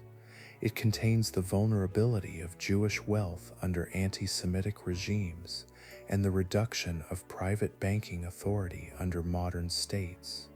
It contains archives rescued, collections dispersed, firms reorganized, and family members carrying a famous name into a world that had little room for the old style of dynastic finance. The house survived, but the Europe that had made it extraordinary was gone. Chapter 15: The Family, the Fortune, and the Myth. The modern Rothschild name carries two histories at once. One belongs to documents, firms, estates, archives, foundations, art collections, family correspondence, government loans, railway projects, and the ordinary records through which historians reconstruct the past. The other belongs to rumor, political fantasy, anti-Semitic invention, and the long habit of turning finance into a hidden hand. These two histories often travel together in public memory, but they are not the same. The first can be examined. The second grows most easily where evidence is ignored. By the later 20th century, the Rothschilds were no longer the central private bankers of Europe in the way they had been during the age of Nathan, James, Salomon, Karl, and Amschel. States had central banks, finance ministries, bond markets of enormous depth, international institutions, regulated exchanges, corporate banks, and legal systems far larger than any family partnership. A modern government did not need one banking dynasty to place its credit before the world. Money had become institutional, bureaucratic, electronic, and widely distributed. Yet decline from former centrality did not mean disappearance. Rothschild banking continued, especially through British and French lines, though in forms adapted to modern finance, advisory work, investment banking, asset management, mergers, restructuring, and private wealth services replaced much of the older world of court loans and dynastic state finance. The family name still opened doors, but it operated inside a financial system filled with banks, funds, regulators, corporations, and governments whose scale made the 19th century feel distant. The family's modern influence is therefore real but bounded. A Rothschild firm may advise a company, manage assets, arrange financing, or participate in investment. Family members may support philanthropy, conservation, culture, science, or public life. These are meaningful forms of presence. They are not evidence of secret command over world events. The gap between reputation and reality is one of the central features of the Rothschild afterlife. A useful miniature can be found not in a palace or ministry, but in an archive. A researcher opens a box containing folded letters, account books, family instructions, loan papers, or old business correspondence. The handwriting may be difficult, the sums careful, the tone brisk or affectionate. A letter once carried urgent news between brothers. Now it rests under controlled light, numbered and preserved. The archive is the opposite of myth. It does not whisper that everything was hidden. It shows that the past left paper. The Rothschild Archive in London, along with other collections and public records, allows historians to see the family's machinery more clearly. There are letters about exchange rates, government securities, railway finance, marriages, quarrels, philanthropy, health, travel, and ordinary family concerns. The documents do not make the family small, but they make it human. They show men and women making decisions under pressure, protecting interests, fearing loss, seeking advantage, and trying to preserve unity across generations. Wine became one of the quieter public continuities of the family name. In the 19th century, branches of the family acquired famous Bordeaux estates, including Chateau Lafite Rothschild and Chateau Mouton Rothschild. These properties belong to a different rhythm from banking. Vineyards do not move like bonds. They depend on soil, weather, pruning, harvest, barrels, cellars, labels, and the long reputation of a place. A bottle bearing the Rothschild name carries the memory of land as much as finance. There is something fitting in this contrast. The family that once moved money across borders also attached itself to estates where value was rooted in seasons and patience. A vineyard requires yearly attention and generational care. It can be damaged by frost, disease, poor weather, bad management, or war. Its prestige comes slowly through taste, scarcity, criticism, and continuity. In wine, as in banking, reputation matters, but the reputation passes through soil and weather before it reaches the market. Philanthropy also remained a major part of the family's legacy. Rothschild giving supported hospitals, schools, Jewish communal life, scientific work, museums, housing, conservation, and cultural institutions. Some of these efforts were highly public, others more local or specialized. Philanthropy allowed wealth to take institutional form outside private family life. A hospital ward, a research fund, a library, a nature reserve, or a housing project could carry forward obligations that began in a much older religious and communal tradition. The family's Jewish identity continued to shape this legacy. Earlier generations had lived under restriction, fought for civic acceptance, and supported Jewish emancipation. Later generations inherited both privilege and memory. Jewish institutions, education, relief, and cultural preservation remained important fields of support. After the destruction of European Jewry during the Holocaust, the meaning of Jewish philanthropy carried an added weight. It was not only charity, it was continuity after rupture. At the same time, the Rothschilds became part of national stories beyond Jewish communal life. In Britain, France, and elsewhere, family members entered politics, public service, science, art, banking reform, environmental work, and collecting. Some became known less as financiers than as naturalists, philanthropists, patrons, or public figures. A dynasty founded in the discipline of family banking gradually spread into many forms of elite life. The name remained, but the activities beneath it multiplied. This diffusion is one reason modern myths misunderstand the family. The old five-branch banking structure of the 19th century no longer exists as it once did. The Naples branch disappeared. The Frankfurt and Vienna banking houses lost their former roles, and the Austrian branch was broken under Nazi rule. Family members live in different countries, pursue different professions, and do not operate as a single secret council. The historical family was coordinated. The modern name is dispersed. Myth prefers the opposite. It imagines one unbroken machine moving from Mayer Amschel's Frankfurt shop to every modern crisis without interruption. It ignores wars, deaths, disputes, taxation, regulation, confiscation, changing markets, competing banks, state power, and the ordinary erosion of family unity over time. It treats a famous surname as if it were a permanent instrument of command. This is not history. It is a refusal to let time pass. The durability of the myth comes partly from the mystery of finance itself.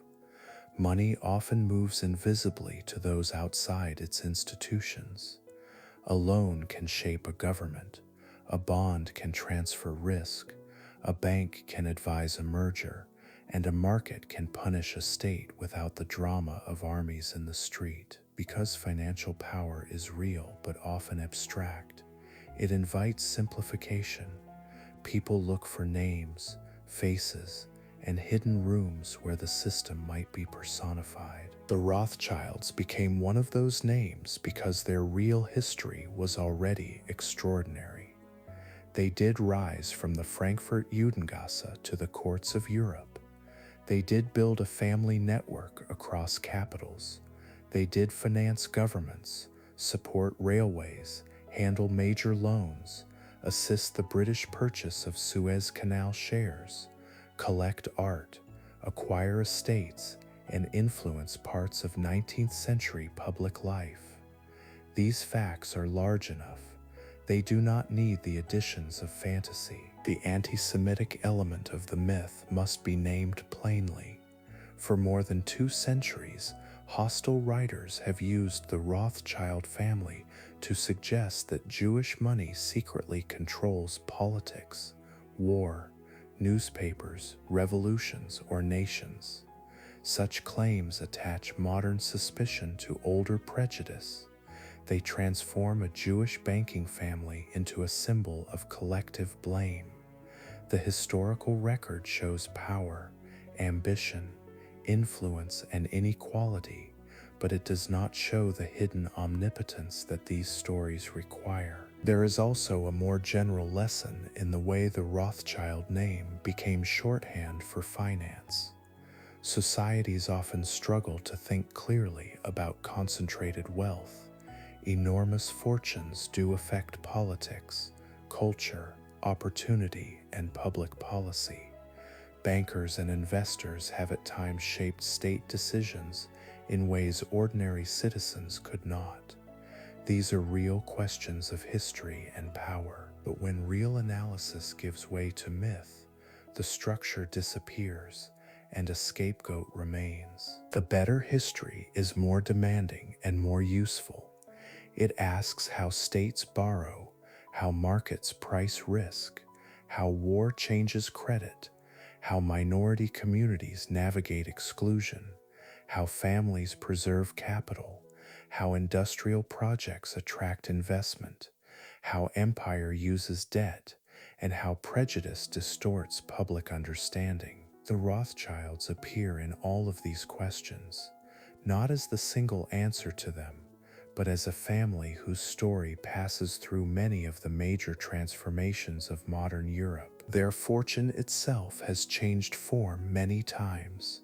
It has been coin, bullion, bills, bonds, railway shares, mining interests, estates, art, vineyards, bank capital, charitable endowments, and modern financial holdings. Some of it grew, some was divided, some lost, some taxed, some confiscated, some restored, some turned into institutions that outlived the people who funded them. Wealth is often imagined as static, but dynastic wealth is always being rearranged. It has to be defended against law, politics, inheritance, crisis, and time. The family houses tell the same story in stone and rooms. Some remain private, some became museums, embassies, public institutions, or altered estates. Some were damaged by war, sold, seized, restored, or repurposed. A house built to display a rival among the elite may later serve visitors who know only fragments of the name. The dining rooms, staircases, libraries, gardens, and galleries continue after the original conversations have vanished. Architecture preserves status while quietly admitting that status changes hands. In the end, the Rothschild story does not reduce to triumph or decline. It begins in restriction, rises through skill and family discipline, expands through war finance and state borrowing, enters the physical world of railways and mines, touches empire, suffers prejudice and confiscation, adapts to modern banking, and survives partly as memory. The family was powerful, but not all powerful. It was vulnerable, but not ordinary. It was both a maker of modern finance and a target of modern fantasy. The most truthful image may be neither the palace nor the conspiracy pamphlet, but the ledger. A ledger does not flatter. It records names, dates, sums, obligations, payments, losses, balances, and corrections. It shows that power is built through repeated acts rather than magical possession. It also shows dependence, one signature relying on another, one government relying on investors, one family branch relying on the others, one generation relying on what the previous generation preserved. From the Red Shield of Frankfurt to the archives of modern banking, the Rothschild name traveled farther than Mayer Amschel could have known. It passed through wars, courts, railways, ministries, vineyards, parliaments, caricatures, confiscations, and libraries of paper. The family's real history remains dense, human, and consequential. The myth is louder but thinner. History leaves behind something steadier: documents in boxes, houses on old roads, names on institutions, vines in ordered rows, and the patient record of how a family learned to turn trust into power and power into memory. The Rothschild story settles most quietly when it is allowed to return to its materials, not to the rumors that gathered around the name, and not to the grand phrases that later made the family seem larger than history itself, but to the things that actually remain: letters folded along old creases, ledgers ruled into columns, printed bonds, house signs, family portraits, railway records, wine labels, charitable accounts, and legal documents that carry the weight of vanished decisions. In those records, the family appears not as a shadow above Europe, but as a family moving through Europe's changing forms of power. Mayer Amschel's world belonged to coins, court favor, restricted streets, and cautious opportunity. His sons entered the age of war finance, couriers, government bonds, and restored monarchies. Later generations moved into railways, mines, palaces, parliaments, philanthropy, imperial routes, and modern banking. Each age gave the family new instruments, and each age placed limits around them. The name became famous because the real achievement was unusual. A Jewish family from Frankfurt's Judengasse built a network across the major capitals of Europe and made itself useful to states that needed credit, information, and trust. It helped governments borrow, helped markets believe, helped railways rise from surveys into iron, and stood close to decisions that shaped war, peace, empire, and industry. That history deserves attention without exaggeration, because the documented story is already vast enough. It also carries the memory of vulnerability. The family's ascent did not remove the prejudice that followed Jewish life through European history. Titles, estates, and wealth could not prevent caricature, suspicion, exclusion, or later confiscation.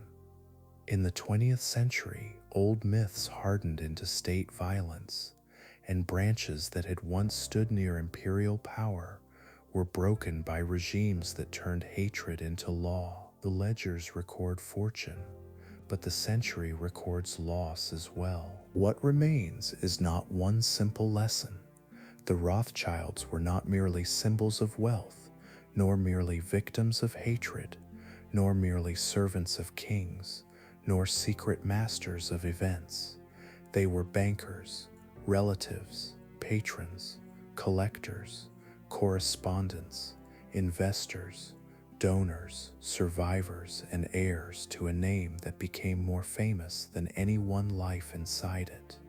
Their story belongs to the making of modern finance, but also to the history of Jewish emancipation, European state power, industrial change, empire, public suspicion, and memory. The old houses still offer fragments of that passage. Some stand as private residences, some as public buildings, some altered by sale, war, inheritance, or time. Paintings have moved from family walls to museums and collections.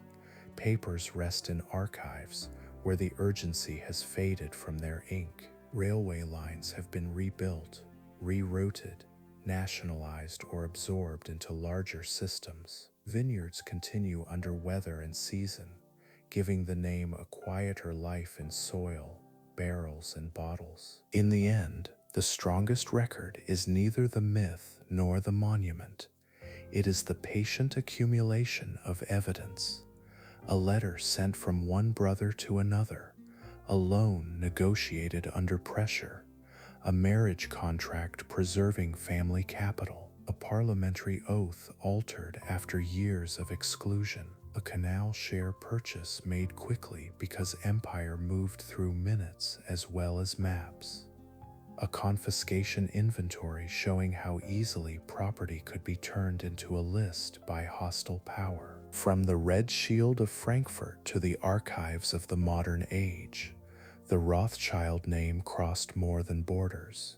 It crossed the passage from coin to paper, from court to market, from family firm to global finance, from restricted Jewish life to public prominence, from documented influence to enduring myth. The noise around the name may continue, as famous names often gather noise. But beneath it, history remains steadier, written in accounts, roads, houses, laws, and letters. Where the past keeps its quieter form, the journey is complete. Rest well.